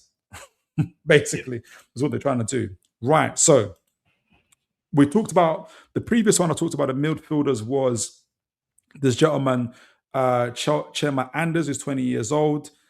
For Stuttgart, he is a Real Madrid academy player, and he's obviously gone there for, and they sold him, but with a buyback clause. Anyway, he's a register type of midfielder. He's don't ask him to do box to box. Don't ask him to create anything. He's there to stay between the back three or back two and to control. Exceptional ball winner. Obviously, you can imagine great under control and everything else. And obviously, Lamine Camara, who's a little bit more. You'll see it here that he's a bit more. So you've got Kamara here in the green. Key passes, progressive passes. He's a box-to-box midfielder, but he's got that kind of ability to create also on the ball as well. So quite interesting players that were kind of linked to as well. But also dual winner, and you can see obviously with him and Chema, possession winner. The difference between possession winning is like and dual winning is possession is like tackling and interceptions. So you can see that they're very good at. Again, what I think if we just talked about the Sunderland game, you've got a Register and you've got a Kamara who are both very good at reading the game and kind of ensuring that those holes at the back are plugged. So they're following the runners. So that's the type of players they are, which is interesting that we're looking at as well. So I'm going to rush through them because I already did that, but I just wanted to know where we're at. Right. So where that's left us though is going to our midfield, right? What I wanted to show is this. Where is it? Am I going to find it? Going backwards there. Before we kind of look at, I've gone all the way front. No, I've gone backwards. Sorry. So there's a point I wanted to make in terms of why we're looking at certain players that we're linked to. Right. So midfielders. So you've seen. Let me go back here. Right. So is it this one I wanted to look at?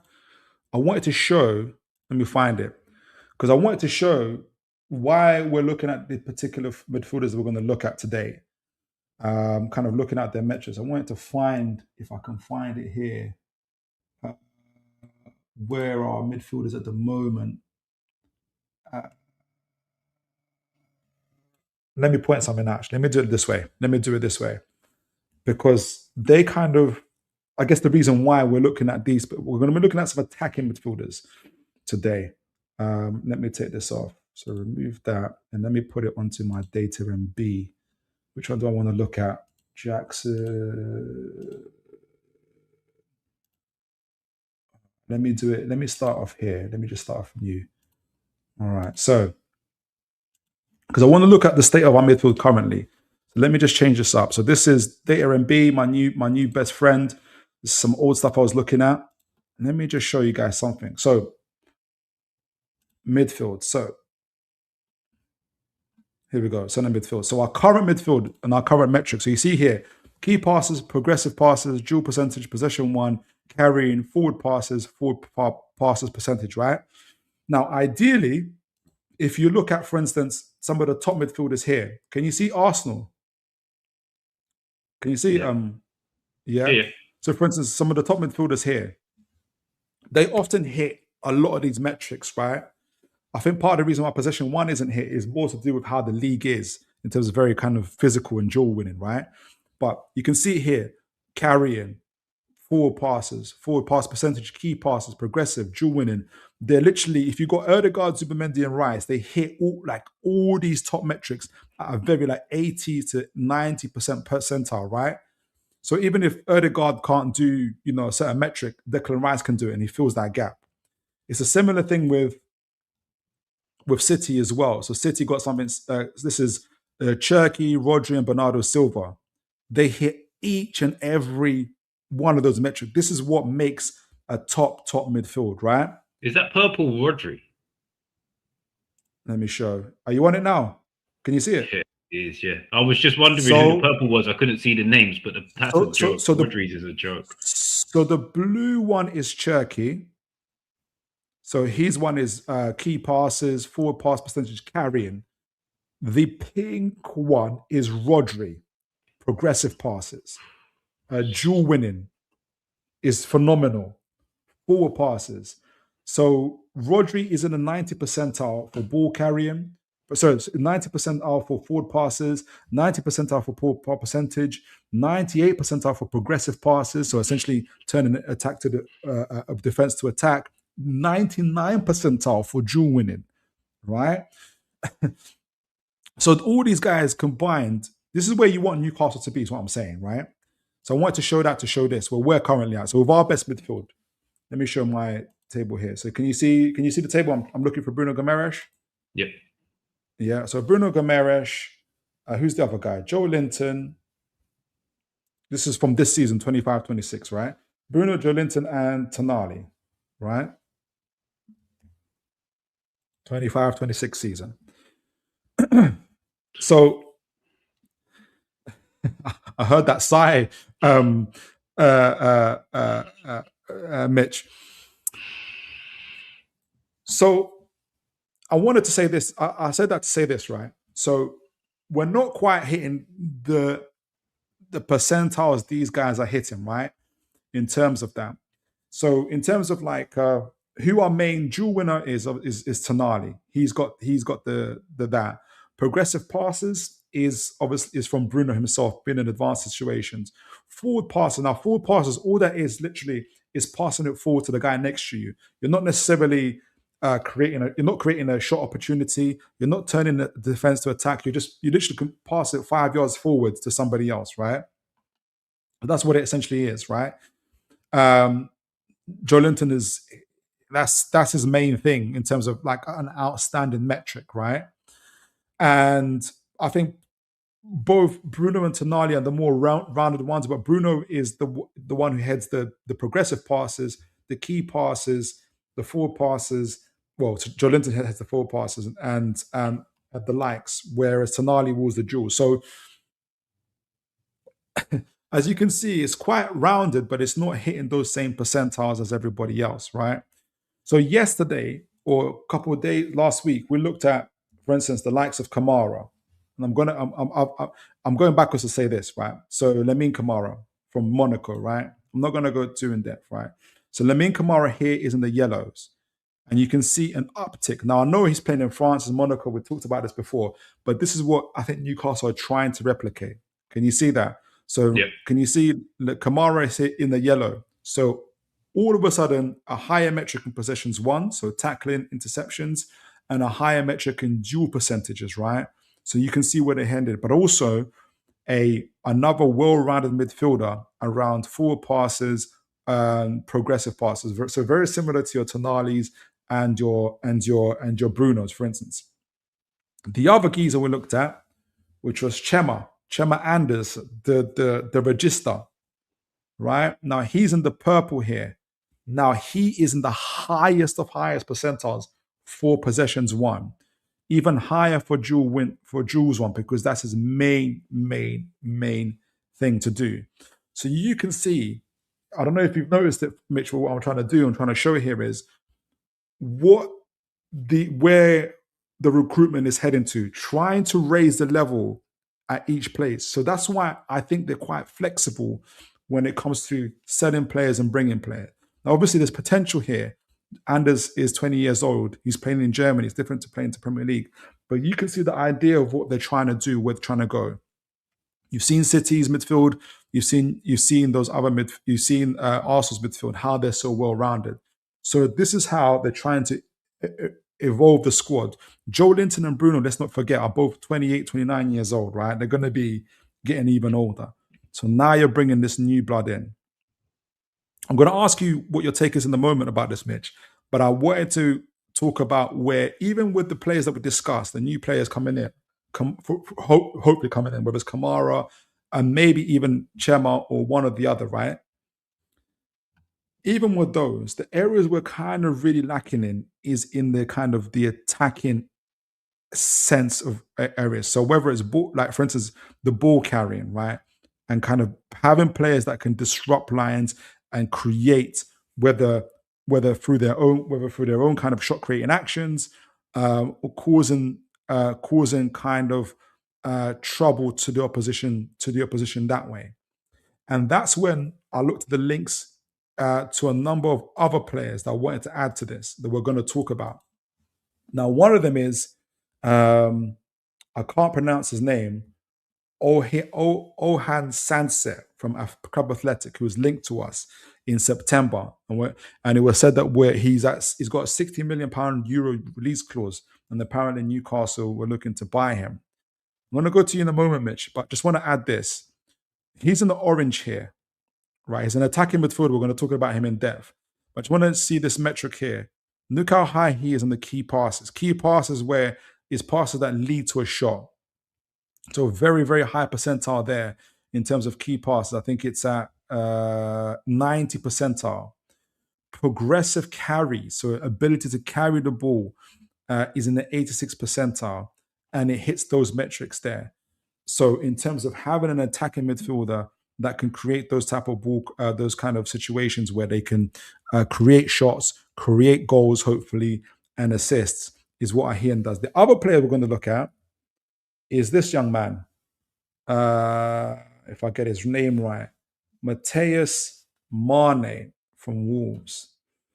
Here we go, 18. His metrics are almost identical to Orhan. He's in the blue here. He's 18 years old. You guys know him from Wolves.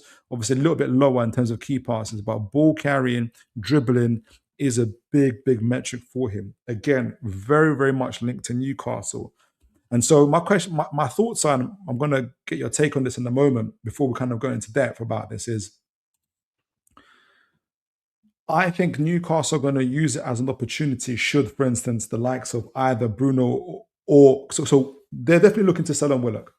But should either Bruno or Tonali leave?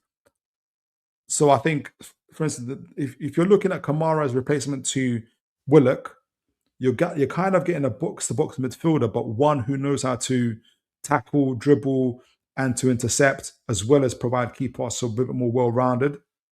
But I think if they either Tonali or Bruno leave, I think they're looking for a more attacking kind of to kind of hit those attacking metrics, key passes and or progressive carries in terms of disrupting the opposition as well. I'm going to talk about these players in depth in a moment, but just from what I've spoken about, Mitch, what's your initial thoughts on that? And were they running like do you kind of see an evolution happening as well, hopefully, in the recruitment going forward? Yeah, it looks like we're going for more technical passes of the ball so we can keep the possession better. Because even when we have good possession and we keep the ball more, we don't really do much with it normally. And everything, when Bruno's on the pitch, everything goes through Bruno. And as good as Tonali is, he's not really one for line-breaking passes, creating loads of chances and stuff like that. No. And Joe Linton, definitely not one for that. So if we're looking for players that can do that type of thing, it's all improvements to the way that we play. So yeah, I'm all for it. The one I would have actually been quite interested to see how someone like Mateus Fernandes would have fitted into one of them graphs, to be honest. Because if West Ham goes down, I think we should be all over that geezer. Well, let me show you before we get into it. I remember doing a scouting profile on him previously. He's phenomenal. Before seeing it, and I haven't seen it, my guess is more like a Bruno Gomes type, except for I would guess that his metrics might be even higher. So let me find this. Where is it? Oh, so I've got to take this off first. So put this up. Wrong screen. Let me get on it. Okay, so let's actually, I'll keep Bruno on here. I'll take these two off. Mateus Fernandes. So Mateus Fernandes. Here we go. West Ham this season. 21 years old, by the way. So he's in the, it's not pink. It's, I don't know what color that is. Let me take these off so you guys can see it a little bit more clearly. So this Mateus Fernandes is in the orangey kind of color. Bruno Gomes is in the blue. So I'm a little bit wrong. But you can see possession 1, higher. Dual percentage winner, higher. But to be fair, Bruno's plays an advanced role for Newcastle. It's different. Whereas I think Fernandes plays in a more defensive role for West Ham. Yeah. I look at him as a Joe Linton upgrade when I watch him play. And even before he went to West Ham, he was one that would have been in my bracket for someone who could come in and lift the ceiling in that third role in midfield. Because he wins the ball a lot, can pass a bit, can shoot, drives well with the ball, all the things that Joe Linton does with a little bit more and a little bit more finesse about it. Right. With the passes and the ball control, essentially, isn't it? Yeah. Before we go into these guys in the depth as well, we've got Sophie says Ekatike Dan Ashworth next. I might have missed something maybe there. That was Sophie when I was saying the talent ID. That was Ekatike, Dan Ashworth found Ekatike, apparently. Nah, Sophie, it was Eddie, man. It was Eddie. We was talking about him at the beginning of even the takeover. That was Eddie and his nephew. Sophie says, now tell me why Eddie is without using past tense. What's he done? Everything. He's done everything, Sophie. He's given us a cup. He's given us multiple finals, semi-finals, 2 Champions League qualifications, last 16. He's given us incredible players. He's developed players. We've got 3 or 4 Newcastle players in the England lineup. I think we've got 6 in the squad now. Oh, serious? Harvey Barnes. I don't know. So my thing is, what hasn't he done? Travoy says most of our top players wasn't signed by Howe. Who signed them? Yeah. What happened to the full control of everything? This is why I'm confused. We can't do that. Everything good wasn't Howe, but everything bad is Howe. We can't. It doesn't work. It's not factually correct. Ginesta says Dubravka and Tonali coming into the 11 instead of Eddie's favourite Pope and Longstaff changed our season last year. So Dubravka and Tonali coming into the 11 instead of Eddie's favourite Pope and Longstaff changed our season. So Pope got injured and he got taken off. Longstaff. So the main reason why Longstaff took over Tonali was, yes, Tonali has lots, and Mitch talked about lots of excellent qualities, but his positioning and in terms of he covers the ground well, but he leaves incredible space. Barcelona taught us that, but also before that, whether it's at Brighton and other areas, say what you say about Longstaff, but he knows how to position himself where he doesn't leave space on behind, or he knows what's going on behind. That's the only reason he played. I don't think that Eddie Howe played Longstaff and jeopardized his own career. And at the same time, you might say that they're his favorite. What kind of implies to me, Ginesta, you're saying is it was by accident. It was by a twist of fate. and that this happened. And remember, Dubravka wanted to leave, by the way, and it was Eddie Howe that talked him around to stay in. Right? Dubravka left. He went to Man United. He went to Man United. Posting about like he'd been at Man United for years. Being with the boys. Which potentially cost us a League Cup final when he was cup tied. Right. So, but then when he was going to leave again, it was Eddie Howe that talked him round. Tonali, a lot of teams would have determined. Look at what's happened with Mikhailo Mudryk at Chelsea. He's posting up. He's just chilling with his girlfriend. He's not playing anything. Yeah. Tonali never was left out of the squad. So I get the impression what you're saying, Ginesta, is that this is almost like by accident. Yeah. When it's Eddie's Howe is directly Eddie Howe's fault when it's bad. And if it's good, it's just by chance. You know, the wind happened to be blown in the right direction and stuff like that. So also, Longstaff's not even at the club now, so that doesn't really work. If he was that favoritised, he'd be here and playing games. He's not even at the club. Yeah, exactly. And Travoy again says, Eddie, how out? Big up yourself, Travoy. All right, so let's do the scouting profile of these guys. If I get time, hopefully we'll do the forwards. We'll see how it goes. But I can't pronounce the gentleman's name. Forgive me. If anybody else in the chat knows, let me know. It's Ohan Sancet. The only reason we didn't play against him season, I think he was injured at the time. And Mateus Mane. No, Ohan is 25 years old. He's going to be 26 in April. So he's obviously a bit more experienced compared to Mr. Mateus Mane, who's 18 years old. Ohan's got an 80 million euro release clause, which was about, 70 million or so. That's there. His current wages are on 80 grand euro base salary with 20 grand bonuses. So, 70K. I'm sure that's something, Eddie, we can, if we were to tempt him with extra 20, 30K, it's no problem type of thing. Mateus Mane, 18 years old, is on 7K base salary. So you can double, treble, quadruple, and make it happen for him. Now, we'll just say with Mateus Mane, there's a lot of interest in him. There's going to be a big old fight for him in this summer. And I think Wolves are going to have an auction, which no team really likes to have. But there's a lot of potential there, not only from we're going to talk about from a quality base, but obviously in terms of a contract, if we're looking about what's going to be the total financial package, there's a lot of room for maneuverability for Newcastle when it comes to that. Whereas I think Sancet is, I don't think we're going to, I don't know. You guys decide in terms of if you'll pay the release clause or not. Maybe some of you guys already know him quite well, whether it's worth paying it, or do you think Newcastle should go a little bit lower? But both are attacking midfielders, ball carriers. And you can see it from this metric, you can see it from this graph, they're almost identical. Ohan is there in it's not orange, it's not quite pink. I don't know what color that is. But Mane is in the green. And you can see them, they're very, very much excel.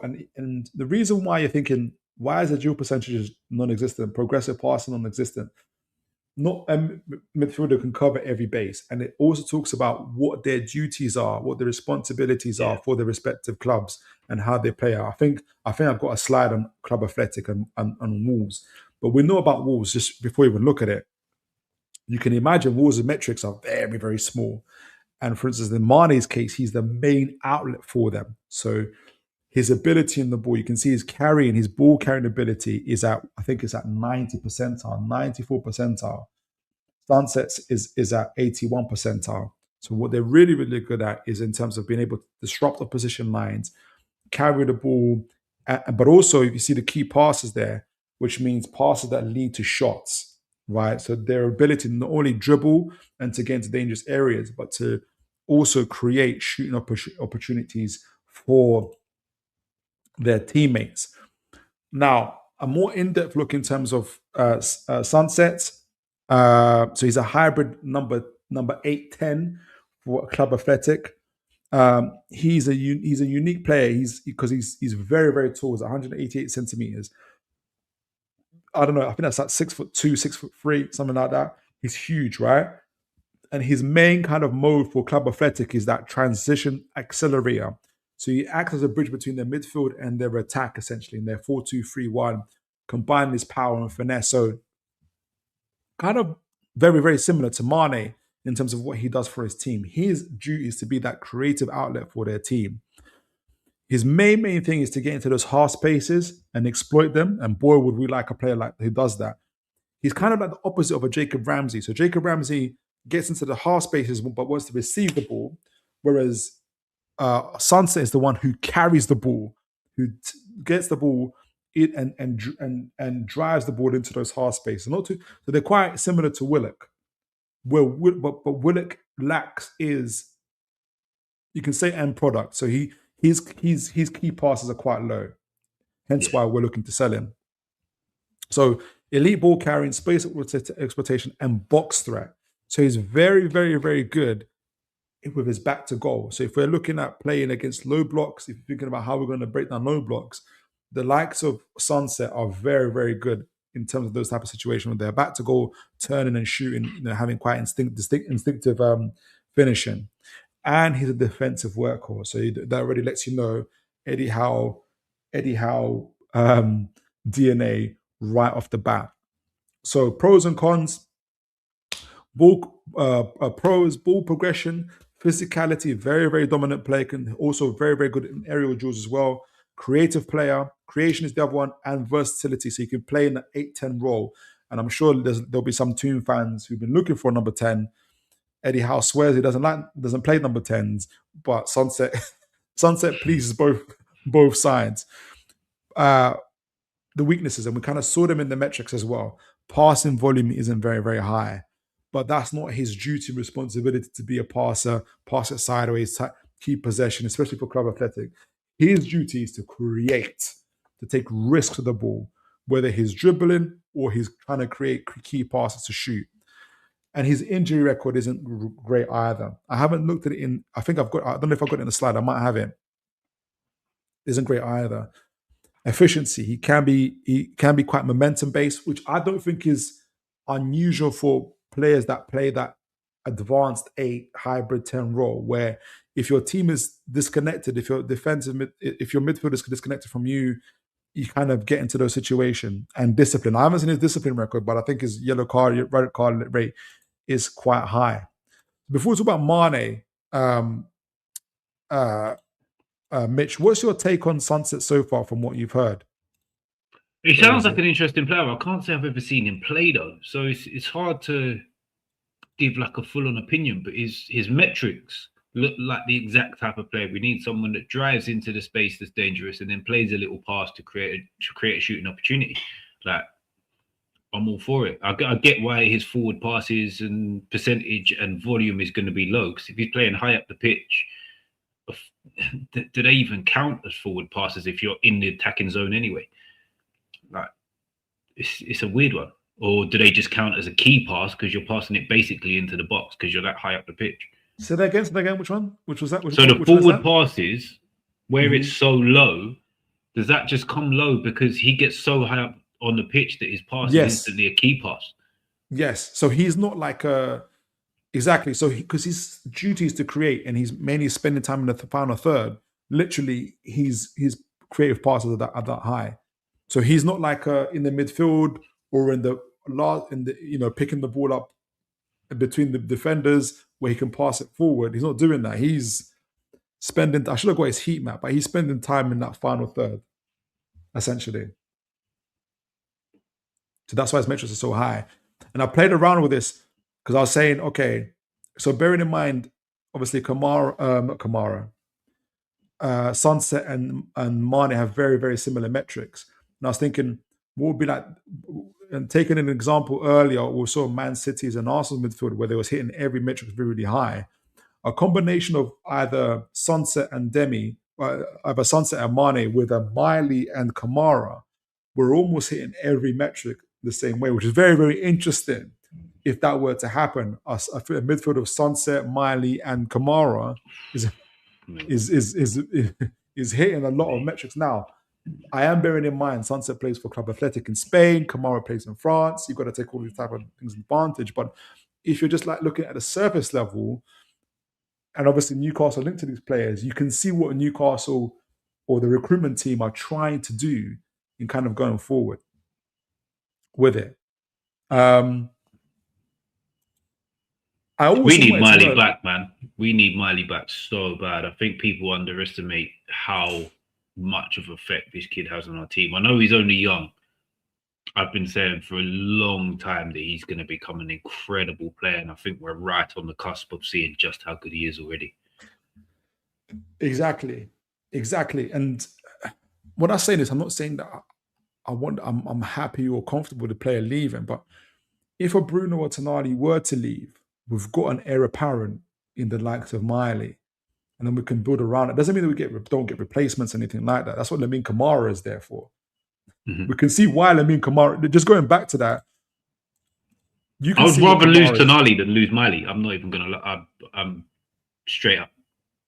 Yeah, I'd rather Tonali went over Miley 100%. Absolutely.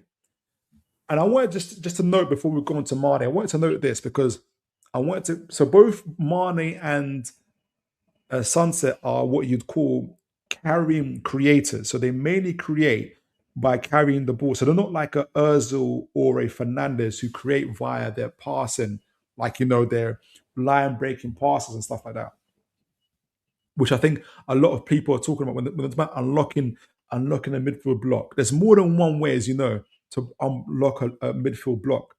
But I was thinking, why is it Eddie Howe, the recruitment team, want to unlock a low blocks, for instance, in this way? Why don't they want an Özil or a Fernandez type of player, Erdegaard type of player, for instance? Why do they want carrying creators, essentially? And one of the key reasons for that is that when you're kind of you got kind of key characteristics there, why they kind of prefer it. So they're moving the ball up with their feet, not their passes. So essentially when they move forward, they can disrupt the lines that way. They are able to kind of. There was one thing I wanted to say about it. I'm kind of losing track of it, but it was essentially when they're disrupting lines. For instance, if a team is in a low block, right, they can block passing lanes. So then what do you do with the passer? They become redundant. Whereas if you've got someone that can carry the ball and dribble, it doesn't matter if you've got a low block or not, you've got someone that can get past players. So for instance, if you think of City's Doku, or when you can be in the low block, but he can still drop a shoulder past Barnes and get into the penalty box and do a cutback. And then that's how they score their goals against us technically. So you got to think of it in that way. Kind of that's why we're kind of looking at them as well. So I wanted to get a pit stop there. Well, good. But imagine these guys getting up ahead of steam and that pass maybe not being in on goal, but into, say, a Voltemada who then acts as a wall and just plays them in on goal as they continue their run. Exactly. And that's the point there. Very hard thing to stop, even in a low block. Exactly. So I think that's why they're kind of looking for those type of profiles rather than like a passing maestro, if that were to make sense. Now, before I get to the chat, we've got Mane and Matheus Mane. So very different to Sancet in terms of his kind of where he's at. He is the central attacking midfielder for Wolves, relegation fighting side, and a number 10 role, right? And he's in that left wing role for them. Again, a carrying creator. We talked about explosive pace, technical dribbling ability. Have you seen him play, by the way, Mitch? Bits and bobs. Like Wolves aren't a team that I would watch religiously, but I've the few times I've seen him play, he looks one of their better players, and to do that at 18 in a struggling team's impressive, to be fair. Exactly. So he's got an ability to escape multiplayer presses. Again, helps with the low block, makes him very, very dangerous in one-on-one situations. And apart from Gordon, we don't have anybody that can do that to that level anyway. He's also right-footed, so if he can actually, we do like a winger who can invert. So whether he plays in the left 8, advanced 8-10 role, or he can also be versatile and play in that left wing forward role as well for us as well. So it allows him to invert as a winger. We know that Eddie Howe loves his left inverted wingers as well.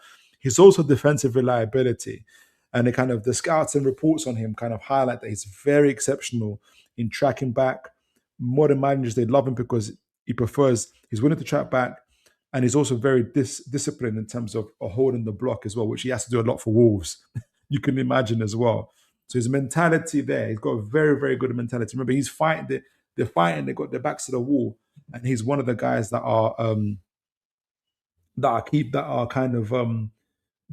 is kind of showing fight essentially. I did ask. Yeah, go on. Like English? Is he a product of the English system? That's the part I don't know, because he actually plays. He's chosen to recently play for Portugal, so he's played for the England's under 18s, but I think he's also played for Portuguese as well. If anybody in the chats knows, do let me know. He joined Rochdale in 2017. Crazy. And then went to Wolves 2 seasons ago, 2024. He's been at Wolves since. That is crazy. So he must have been what? He must have been about 9. He came over from Portugal when he was about 9. He must have. He Wow. must have. So Cool. part of the reason, like in terms, I just thought in terms of why would you want someone like, so he can play left wing, but a good reason to have him central is because of his ability, his tactical intelligence in the middle, in terms of how to kind of defensive as well as attacking as well. And you don't want to play like him to get lost out in the wings as well. You want him to be involved in the game. So that left 8 position, slash 8-10 is something that is preferable for him. So that was the attacking midfielders. What's your thought on either of those players? And if we had to choose, and I'm going to go to the chat in a moment, who would you go for? What would you be willing to pay? Without watching that Sancet play, I wouldn't really want to put a volume of money on it because it's impossible to if you haven't seen a player play. Mane is going to go for decent money. He's going to go for 40, 50, 60 million just because there's going to be 6-7 teams in for him. And it's going to be whoever's going to bid the most. I actually think we'll probably get priced out of that because someone will end up giving him a contract that is nearer 100 grand a week and we'll want to pay him 40, 50 and see what he's like before progressing him anywhere near 100 grand. But one of the big boys will give him 80, 90, something like that. So I think we'll get priced out of that. So just based on that, I would put my eggs more in the Sancet basket. Yeah. And we kind of need a now. We need a now guy. We can't be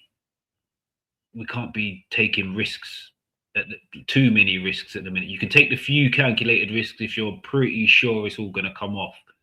But if this Sancet guy looks a little bit older, you don't play for Atletico.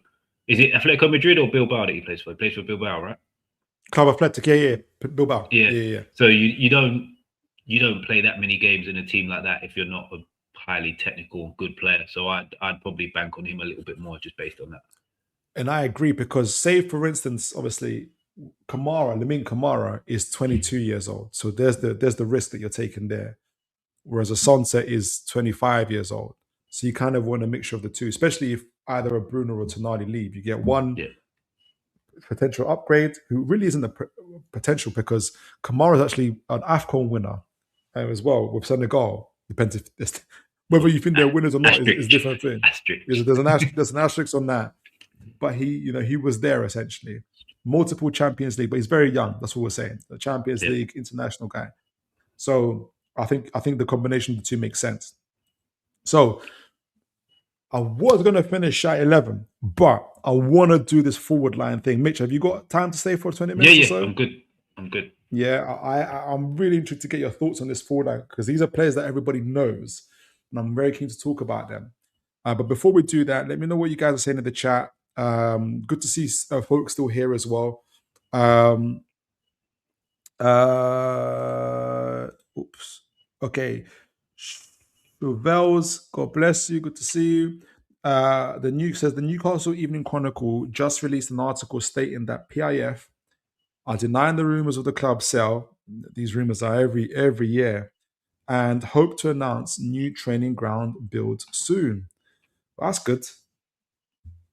That's good. I'm looking forward to hearing that. Thank you, Chevelles, for updating that as well. Excuse me. James says, so the Athletic Madrid player, Bilbao, is £86.7 thousand if you're wondering. I think it's going to be lower than that because euros are usually, like pounds to euros is usually lower. So if it's 80 million euros, I think it'll be about 70 million pounds, something like that. I kind of work it out that way. That's the release clause, though, isn't it? Yeah, that's the release clause. Exactly. Release clause are normally Spanish release clauses are stupid. They'll just slap a clause in that they think no one's ever going to pay just to make sure they get a decent amount when he goes. We won't get anywhere near. They won't get anywhere near 80 mil for him. No way. Yeah. Sophie says, just on this, Sophie. Yeah, I just genuinely believe he's the right guy for the job. I don't see why he wouldn't be the right guy for the job. I feel like he's been a little bit hamstring at times, not having the right setup above him to deliver exactly what he needs to just manage the team. And I know you say to do it without past tense. I'd say he's done enough from taking over the club rock bottom to now, to at least get a chance to show what he can do once the setup is correct above him and everything's delivered to him to just coach and manage the team. That is why I want Eddie Howe to stay. Yeah, and I think just in that past tense one, I think he's done enough to show, like Mitch was saying, he's been carrying the club by himself. Like, he literally did the transfer window by himself. He's also had a situation where, if you guys remember, we had 3 transfer windows in a row of no spend. And I've yet to hear an opposition fan from the top 6 tell me, where would their managers be if their manager couldn't spend for 3 transfer windows in a row, 18 months? Because our manager won the League Cup and got us a Champions League qualification. So if he can do that, as well as having to run transfer windows by himself, and as I think what me and Mitch are saying is,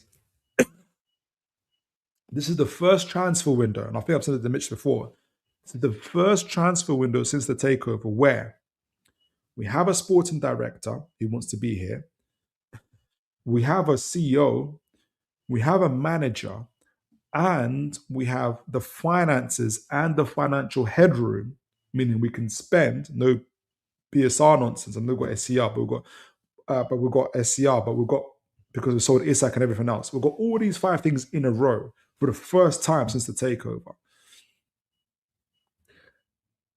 Eddie has the support, and when what Eddie has shown in the past is that when he has the support, he can make things happen. And even when he's got half of the support, like no spend for free transfer windows, he wins cups. So how much better is he going to be with the support of the backroom staff? And so it's not just the past tense thing. And what I'll say is this is to you, but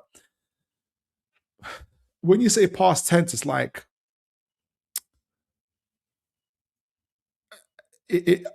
for me, it kind of makes me think of what have you done lately mentality for me, and why I personally find it hard to do that as a Newcastle fan because of what we've been through as a club and where we're trying to go to. Remember, top 6 clubs don't want us to be here. They made rules as we went along just to stop us, sponsorship rules.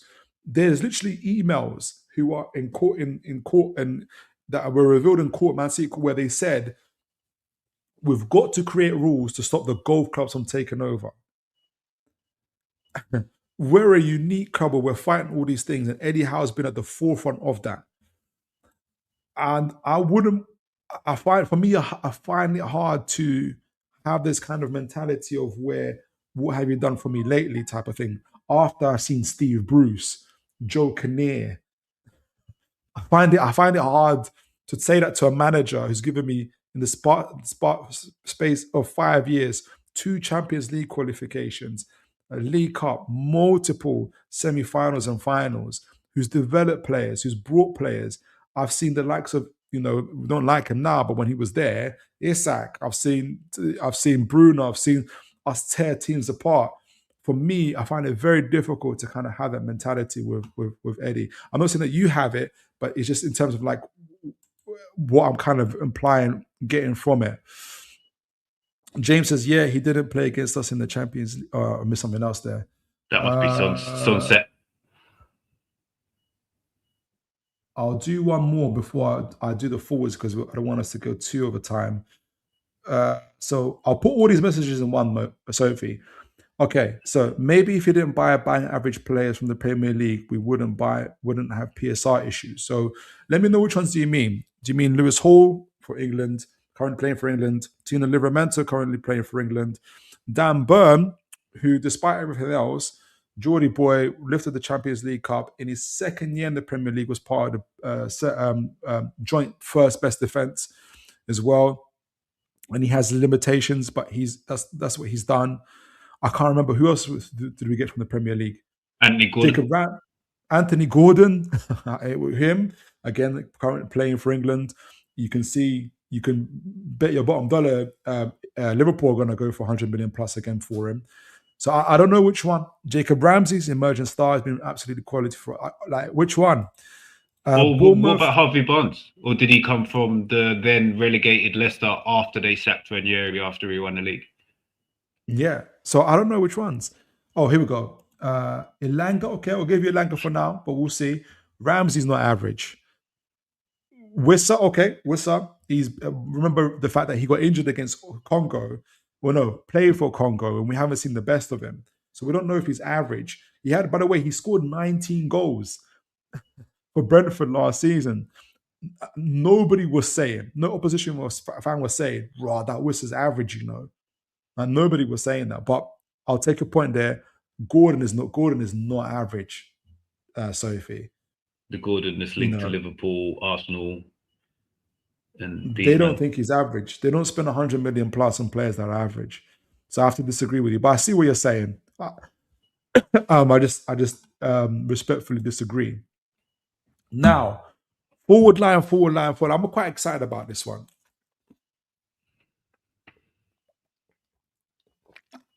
Maybe excited is the wrong word because it might be a bit controversial.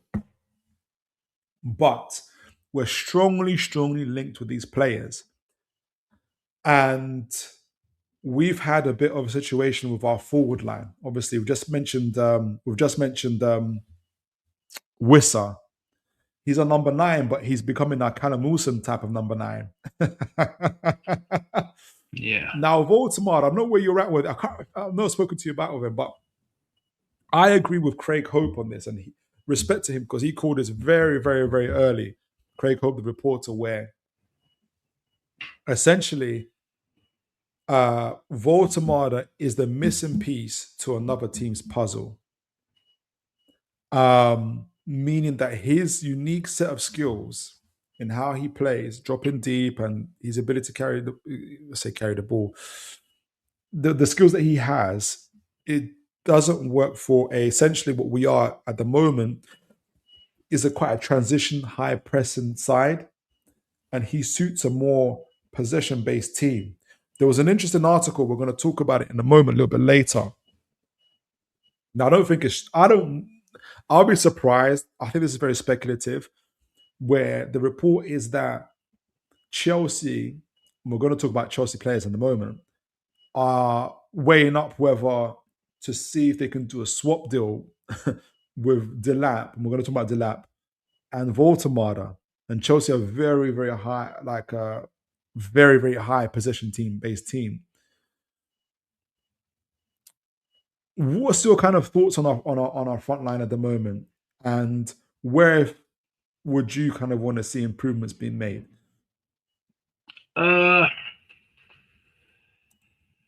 Our front line's just a mismatch of players we bought to try and cover losing Isak. It's just quite simply what it is. I kind of half agree with the Craig Hope thing of Voldemort as potentially the missing piece of someone else's jigsaw. I kind of see it as he's a piece to a jigsaw that we don't even know we're building yet. So I see it from a slightly different angle. I think he's the type of player we're going to progress towards, and he's going to become part of a system we're looking to play. We just brought him in because it was a market opportunity of someone who was on the list after we'd lost Isak. So we pulled the trigger to see if we could make it work now, and we haven't fully made it work yet. So I think he'll be around for a good few years yet, and I think we'll see the best of him over the next few seasons. Voldemort. Voldemort, yeah. Okay. Vissar was, at the time, looked a very good signing. Someone who plays off the shoulder, wouldn't have had to adapted our system very much at all to get him into the team. He was meant to come in and score the goals off the bat while we got Voldemort up to speed. Unfortunately, got injured for Congo, and we haven't seen anywhere near the best of him yet. So I just hope these next 7-8 games through the end of the season, he can show glimpses of what he can do. If not, and if someone comes in with a decent offer, maybe we look to chop him in the summer and go again. Fair play. So you got it there, folks. Now, it's interesting. It's making me laugh because James already is coming. Before I even started, big up James. He's already said, nope, not good idea. This is a reference to Delap. It has to be cash in hand. Oh, the swap deal. Cash in hand, and I'm not interested in the Delap. Okay.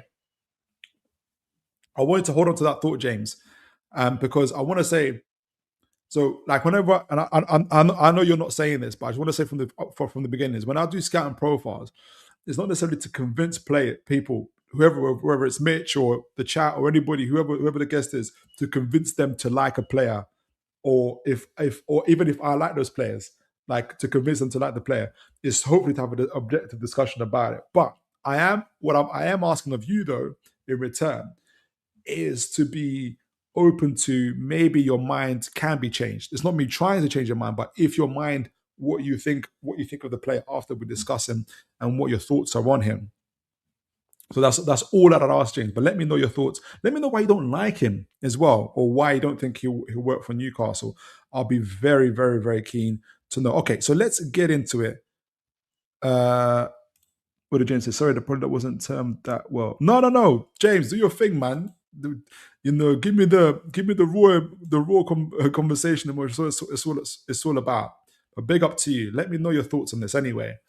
I actually get quite. I don't know when you do it on your show, Mitch. When you ever do scouting profiles, where it's good to talk about players. Especially if I get excited about a player. Actually, I'm not doing this for Mateus Fernandes, for instance. I have to tell people that I'm not necessarily doing it to convince you. Hey, I want you to like this player. It's just to say, like, do you know what I mean? Like, you like this player. That's the main thing. So, all right. So let's do it. I went back to this. So we talked about obviously where our players are at the moment. There's a number of links as well. There's this guy El Said Marla as well. So I'm going to do a scouting profile on him at some point as well.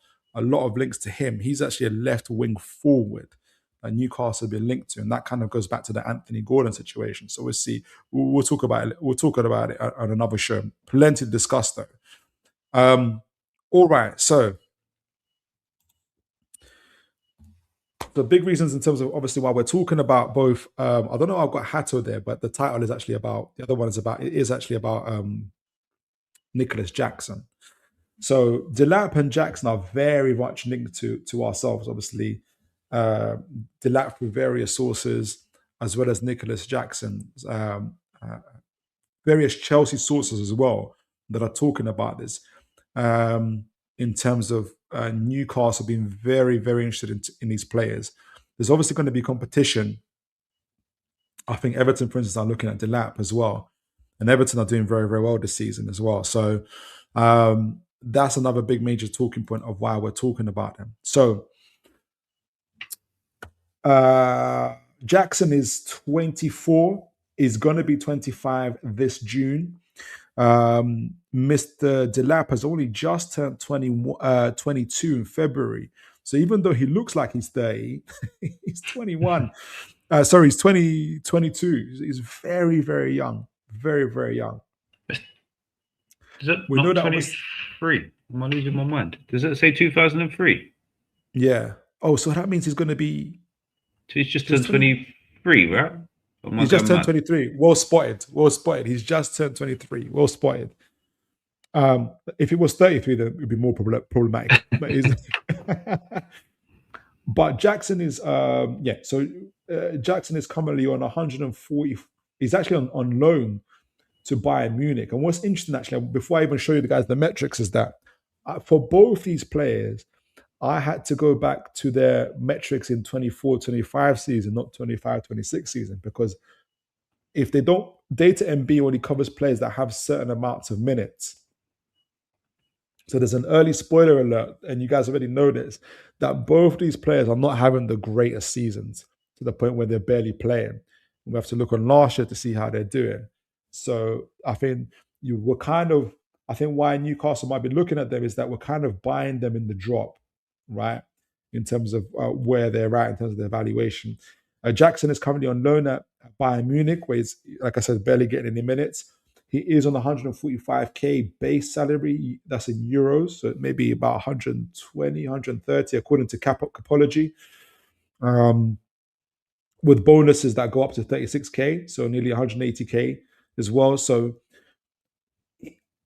I mention that because there's not much room for maneuver there for Newcastle, in my opinion, because the highest player we've got is Bruno on 160k, right? So we're not going to, I don't think we'll pay Jackson that money going forward. So, there's something to discuss there. Whereas Mr. Delap is on 100K and is on 25K bonuses at Chelsea. So there might be some room for maneuver there. But again, we're kind of buying these players in the drop. For instance, the likes of Delap, I imagine at his age, if he had a good a season at Chelsea, he could have been going to the World Cup. As it happens, he should have listened to Eddie Howe and joined the Toon, and he would have been probably going to the. He probably would have been playing.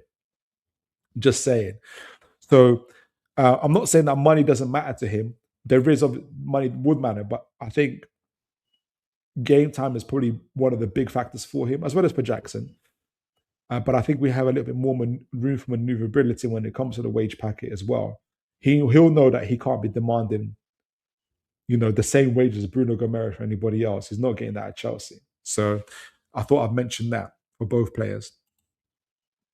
Right. So Jackson. Let me get a spring of water. While I do that, Mitch, in terms of Jackson, what's your kind of overall feel about Jackson and everything else? Again, I think he's another one that, as much as I quite like the profile of the player, I can't see how it's going to financially work. I just don't get it. Even if his contract runs out in June, I think that just means he's going to want 20-30 grand more on his contract. No, that's the loan. The contract's the loan. That's the loan to Bundesliga. Oh, that's the loan contract. It's not a Chelsea contract. Yeah, it's not Chelsea. It's still got. They do like death row contracts, 6-7 years. Still got time. Yeah, even with that, what's he going to cost? 60 million pounds, and then he's going to want 150 a week. Just don't think we're there yet for a player that might not be the guy. Like, he has to be the guy if we're spending that money. He has to be. It can't be this. He might be needs 3 months to warm up, and then he might be good for a few months, and then he might fall off again. He basically has to come in and hit the ground running and be the guy for the next 3, 4, 5 years if we're paying him that kind of money from the jump. Yeah, I don't disagree. Now,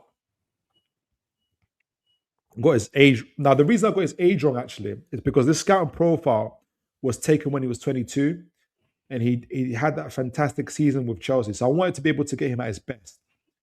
When he had a fantastic season, 18 months actually at Chelsea, with him and Cole Palmer scoring a lot of goals. So that's the period it's taken from, I just want people to know, right? So role at Chelsea, advanced striker, channel runner. So his movements and everything else is very, very similar to Isak.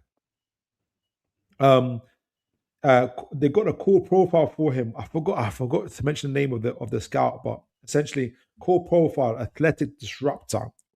Well, essentially that means that Jackson is an athletic and physical powerhouse who excels at stretching defensive lines and connecting play. So it's a very mobile player, and it's very, very important. By the way, in that first sentence, that's what Voldemort does not do. Just want to say that. So, despite high external pressure and erratic finishing, that is a problem. He is multifaceted forward whose value lies in his relentless movement, ball carrying, and ability to act as a vocal point for elite transitions. And for a team that we play with front three, if you can imagine him, Gordon, if God willing he stays. Gordon is so important for me if he stays. But anyway, if you've got him, Gordon, and Ilanga, for instance, on the right, you've got a lot of pace and movement and people that can run in behind. So key things that they kind of noted about him is elite movement and separation. So this is the key. This is the part that, again, I don't want to slate Voldemort. I'm not trying to do that. But this is what Jackson does very, very well. This is also partly why Chelsea fans get very frustrated with him in terms of the chances that he misses. My main point about this is, how does he get into position? That he gets into positions to get those chances in the first place. Because he's a master of blindside runs. Voldemort doesn't do this. Blindside runs and zigzag movements to lose markers. Voldemort doesn't do this. He is exceptionally gifted at identifying vacant spaces in the final third and reacting rapidly to rebounds. This is a big reason why Newcastle probably do want to have a conversation with him. Verticality and directness. So again, this is really good for a transition team. Newcastle, good runs in behind the channels, stretching back lines both horizontally and vertically. So it's side to side. So picking up positions on the left, where he likes to do as well, or running directly in behind. He's formidable force when isolated against backpedaling defenders in open spaces. Again, very similar to Isak in that situation. He's got very, very good hold-up play and press resistance. So it proves his worth by dropping in deep, which he can do as well, really well. And with his back to goal, very, very good at that as well. Has lots of strength. He uses hulking frame and long arms to shield the ball, effectively linking midfield and attack under heavy pressure. And this is what we want Voldemort to do, but he can't do it at this stage. And he's got the defensive intensity, which is why Eddie Howe's looking at him as well. A key asset in his high press system, which is what Chelsea were at the time and still are. He is combative and disruptive using his anticipation. I've got someone that's blocking there, but he's very, very good in the higher press essentially. So very, very good key attributes there. Let me know if you wanted to add anything, Mitch. But this is what makes him very, very kind of a key to look at. So again, the pros are space creation, ball carrying, versatility, and work rate. The cons are the finishing. That is very evident. Mental pressure, susceptible to harsh external criticism. Does he get slated? Does he get slated online? It's unreal. Discipline, we know about the bad. It can boil over. I think it's linked to the external mental pressure, to be honest. And consistency. So immense potential, but still polishing his game. I think you kind of alluded to that, Mitch, as well. So those are the pros and cons for him. I don't know if you want to add anything to that, Mitch, before we kind of went into the details of his career so far and injuries, but yeah, I really like Jackson as a player. I know he gets slated a lot, and like you said, people go on about his finishing and stuff like that. But I've watched him a few times in other games, not against us, and he looks a problem. He's so hard for players to track because of his quick movement, the way he drops in deep and then spins off. His first touch is normally good, whether he's taking it in or laying it off. He has shredded us a couple of times as well. So if it was the club saw it as a financially doable thing, then great, fantastic. There's very few strikers on the planet that are 24 who are well-rounded in their finishing. That's something that can come with age and normally does come with age. He's got every other attribute apart from that. He does every now and again do something a bit mad and get himself sent off. Needs to cut that out as well. But as a player who can cause havoc in defenses, I really like the profile. It just seems like a lot of money with some edges still to be rounded. So yeah, if the club see it as doable, I'm all for it. Excellent.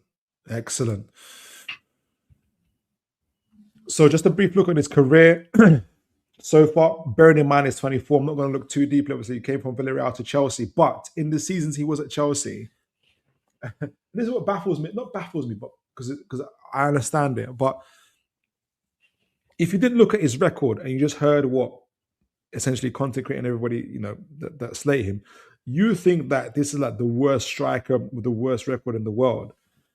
In 22, before he went to Chelsea at Villarreal, he played 38 games with 2,000 plus minutes, right? So roughly 25 to 30 games, 13 goals, 5 assists, 18 GA. In his first season in the Premier League, 23-24 season, played 3,500 minutes, which is again good for availability. 17 goals, 6 assists, 23 GA season. The following season, where he played 1,000 minutes less, I think he had injuries. We're going to look at his injuries record. 34 games. He got 13 goals, 5 assists, so 19 GA.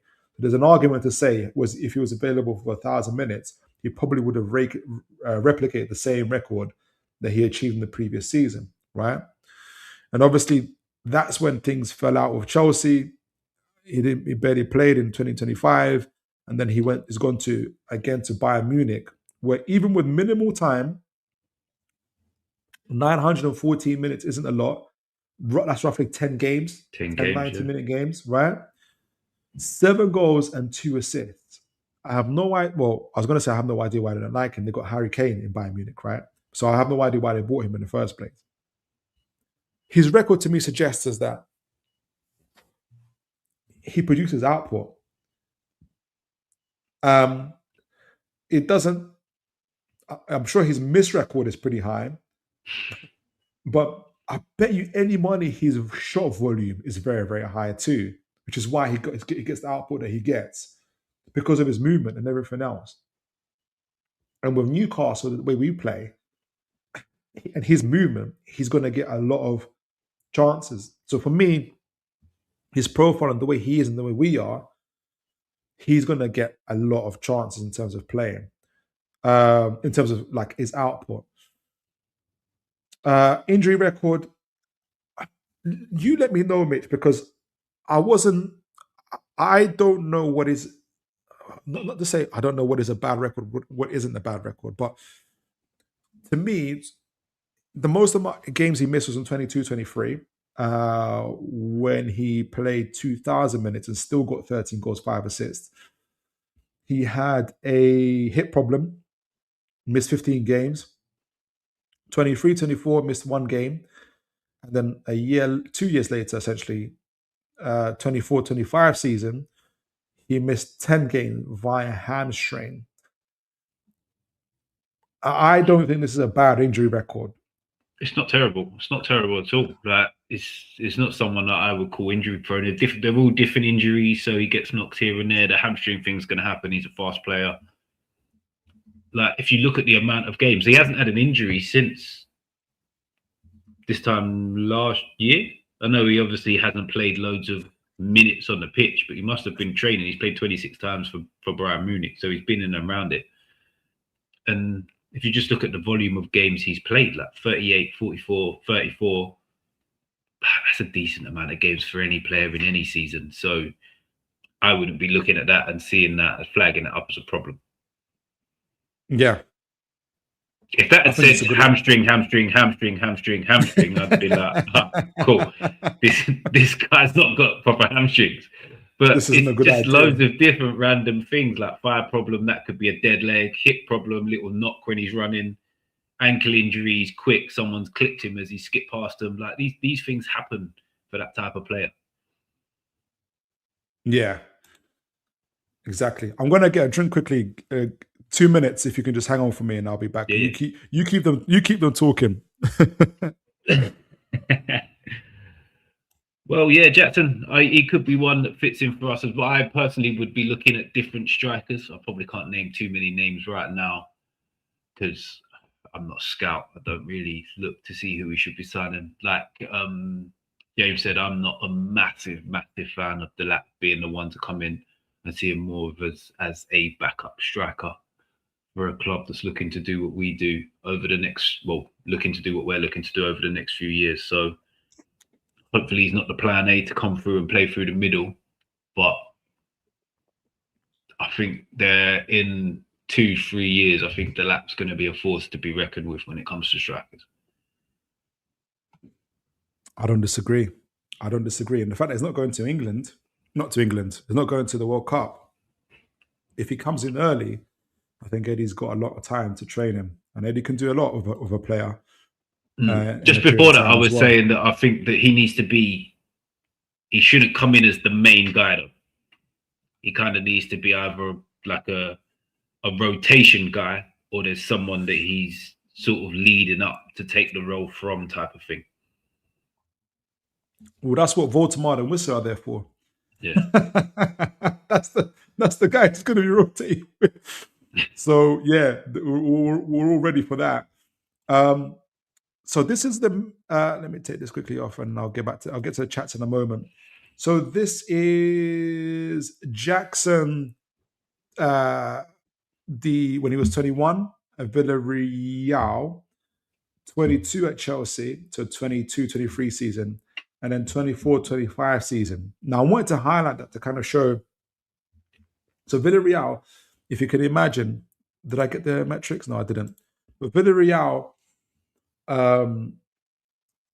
they're almost like, I was going to say Wolves, but put it this way, they've got very limited metrics all over the place. So he was a key outlet for them in Spain. And he scored a lot of goals, as we saw. I'm going to highlight this because it's just a fact. His conversion rate. That's why I'm frowning. What happened? Is at 96%. 96% was his conversion rate. This is why Chelsea looked at him. And I'm going to go back to the question of what happened to him in a moment. But also, I want to also add is that all his other metrics, though, apart from the conversion rate, which obviously depleted, and the aerial duels, I partly think it's because the way Chelsea play.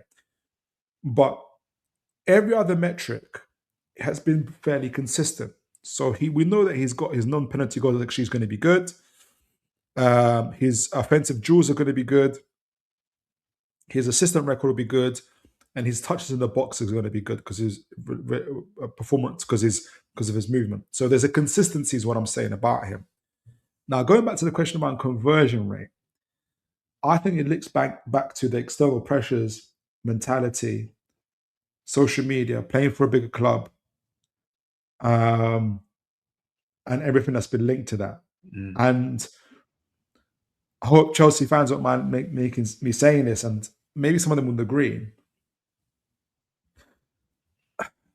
And this is not about this. I'm not talking about Cobham, because I think Cobham, their academy is incredible, but their first team, I don't think it's the greatest environment for young players, just in terms of their general setup. And people can get bought and replaced bought in the summer and replaced in the winter. Ask Vega about that. And I think it's the same thing for Jackson. And I think those pressures have told. If Eddie, and what I'm saying is this, he has the ability to convert at a higher rate. And if there's one manager that can help him win his confidence back, I think it's Eddie Howe. So I just wanted to point that out. So his conversion rate hasn't always been this low. A lot of that could be down to the training method, because if, say, at Villarreal they had someone who focused with him a certain amount of time on a training ground about finishing once he gets into the position, and then he gets to Chelsea and he's no longer getting that, the muscle memory deteriorates slightly. So it's not just a natural thing that he finds himself in a position and he knows what finish he's going to do without having to think about it. He's having to process it a little bit more, and then his conversion rate goes down. Yeah. And if you add that to the Villarreal obviously isn't the biggest club in Spain, less eyes on him as well, less expectation, together with that training that you're talking about, development, or the lack of, you can see what's happening for him. Yeah. Right. So keep that in mind. Keep Mr. Jackson in mind. Now, Delap. Classic number 9, a power carrier. So he's a classic modern striker. Delap is a rare throwback profile, physically dominant. He's aggressive centre forward who combines British grit with a Manchester City technical education. I forgot who I got the scouting profile from. He had a breakout season with 12 goals for Ipswich Town, and then moved his. So I think this is just before he went to Chelsea, right? So he's got elite ball carrying. He's got elite power carrying, so ability to carry the ball, but also hold off defenders essentially, where he ranks in the 85th percentile for progressive carries. Again, able to kind of take on defenses. He's most dangerous with oceans of space. That's the other part. So don't look at him to break lines, to break low blocks. So there's a difference there. To drive into, using the blend of, kind of his aggression to bypass plays. He's not going to get oceans of space playing for Chelsea, which is why his output has been so low. But his hold-up play is very, very good, outstanding. He's a big boy at 1.86 meters, so what, 6'2", 6'3", able to shield the ball under maximum pressure. But he's not just a traditional target man.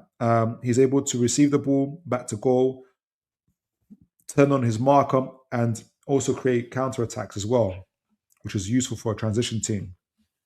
He's got intelligent box movement as well. Really good at holding his runs. He identifies when defensive lines collapse deep and stops his runs to receive in space. Again, this is what Voldemar doesn't do. I just want to say that. By clinical braces against his elite opposition. So, also very, very good and important for us. High intensity pressing. He's a workhorse, just like, even though they're different type of strikers, but just like Jackson is. He ranks in the top 10 in the league for defensive pressures. This is him when he was playing for Ipswich. So he's able to lead from the front in a very combative way. So I think these are the classic parts that Eddie Howe wants, especially for a high pressing, physical Newcastle team. So pros and cons. Pros, he's a transition threat. He's got unlike Jackson, he's got very good finishing efficiency, which he had at Ipswich. Didn't show it obviously for Chelsea. Physical dominance and ball retention. Weakness though, aerial duels, and that's true. Even in his whole days, yeah, he's got a very low aerial percent, which is crazy. It's crazy. Link up precision. I partly think on the aerial duels, it's a bit of stereotyping, maybe a little bit. He's a Man City academy player. Then obviously he's went to Hull, then he went to Chelsea. I don't know how much Man City focus on,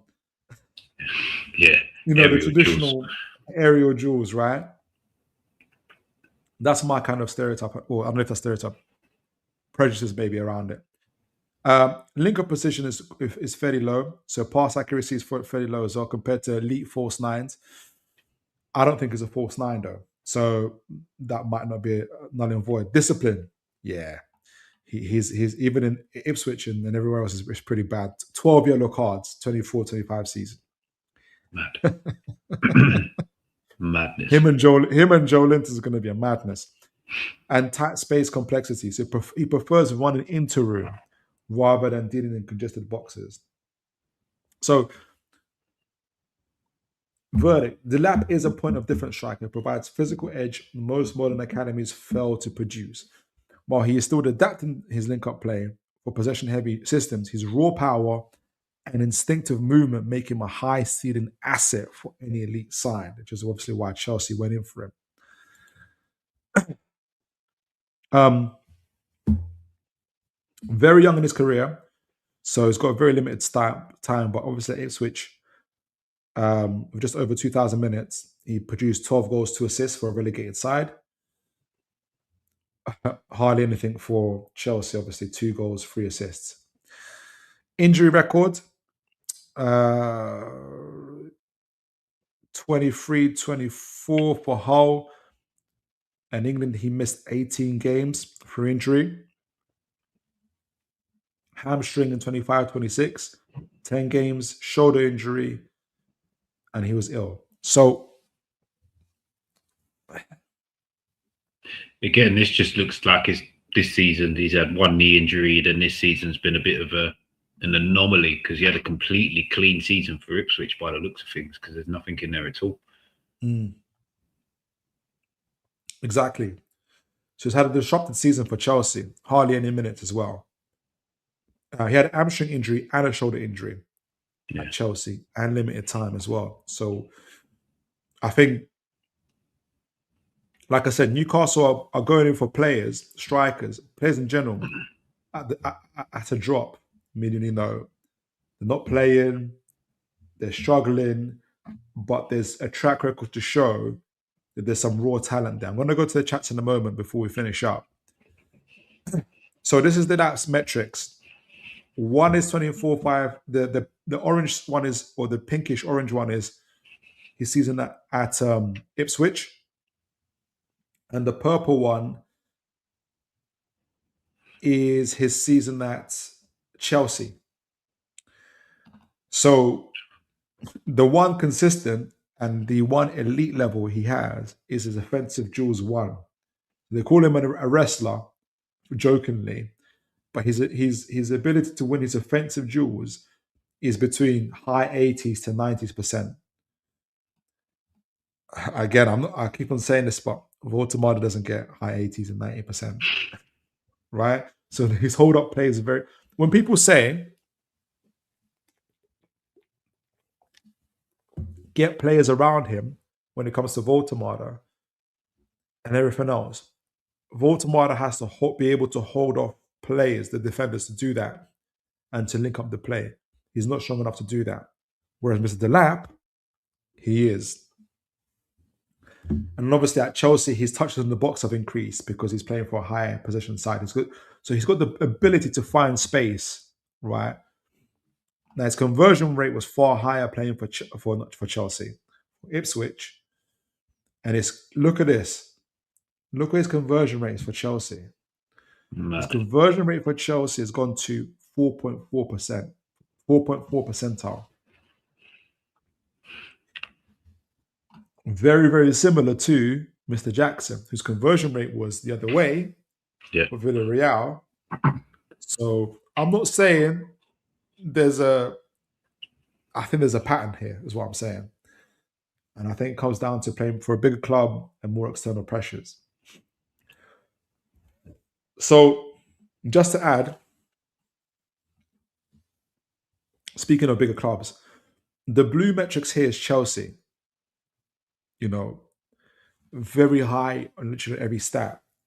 And the little pink one there is Ipswich in the relegation season. So in the relegation season, and this is what I think Eddie Howe and the rest of them are looking at, for a team who are lowest percentile for nearly every metric, this guy got 14 GA.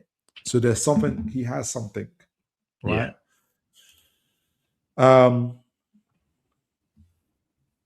the difference between the teams. So Newcastle, obviously, compared to Chelsea are more, and I want to point this out because we're talking about context here. Chelsea are more a high possession team.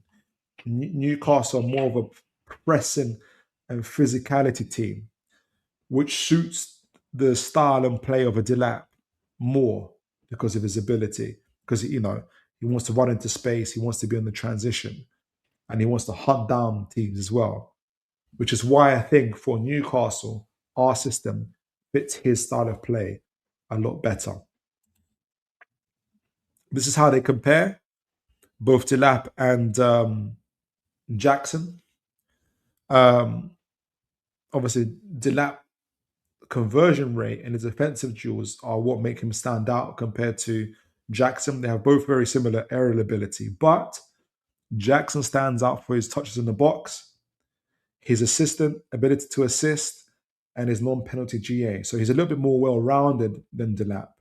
But there's some key metrics like conversion rate that Delap stands out compared to Jackson. So with all that said,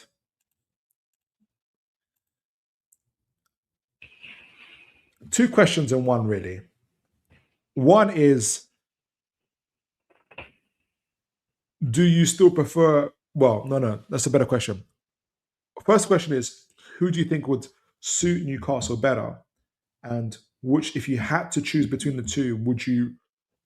When I say one, I know that you're not over the moon about either strikers, but if you had to choose, which player would you go for? Let me know also in the chat, folks. Probably Liam Delap. Because I feel that what Visser brings to the team is a similar kind of, not the same, but a similar kind of profile to a Jackson. So if they're part of the pool of strikers we've got, you're changing more like for like. Whereas a Liam Delap is a completely different type of striker, but still fits into what we try and do as a team. So you put a Delap in there, it actually changes the dynamic of the way he goes about us trying to score goals, even though the team is still doing the same thing, type of thing. So yeah, that's why I'd go Delap. I like Jackson profile. I like it. I just think I don't think he's the one, mainly because of the price. And Yeah, I think he's too similar to Visser to bring him into any kind of rotation with the two that we've already got. I didn't consider the point around Wissa, and I think that's where I think I lean towards Delap as well. And I think there's a lot more. Yeah, I think again, hopefully if we were to keep Gordon, but having Gordon and Delap up front, I think the combination of the two would be very, very good. Yeah, I agree. So let's lead the chat before we close up, folks. We've nearly done a 3-hour session. I want to big up my man Mitch as well. Really, really great having you here as well. We're nearly coming up to 3 hours as well. So, and big up the chat. Some of you guys have been here from the beginning to the end as well. Please do remember to like, share, and subscribe. And my throat's about to go. But James says, I liked him when he was in Ipswich. Speaking of Delap, looked like a top-notch player when he was there. But he has dropped out of quality when he joined Chelsea. Only scoring 4 goals this season isn't a striker. Yeah, I think there's a lot more to do. I mean, the thing is, you've seen the same thing with Jackson. And I think it's to do more of external pressures in my ability, in my view. And James says technically 2 goals this season. Yeah, that's true. James says Mitch Gordon no better getting a red cards though. Yeah, same as Jackson. He needs to cut it out as well though. He needs to cut it out as well. Big up Oliver, good to see you. God bless you. Says not Jackson, underwhelming signing. James was abrupt. We would need a lot of time with Eddie to fix those issues. If I think you're talking about Delap, absolutely. Well, he's not going to the World Cup, so he'd have time. We don't need a low confidence player. I think though I was going to say beggars can't be choosers, but there's an element of that for us where, especially if we don't get any European football, and it's looking almost like 0.1% we even get Champions League football, we have to, how do I say?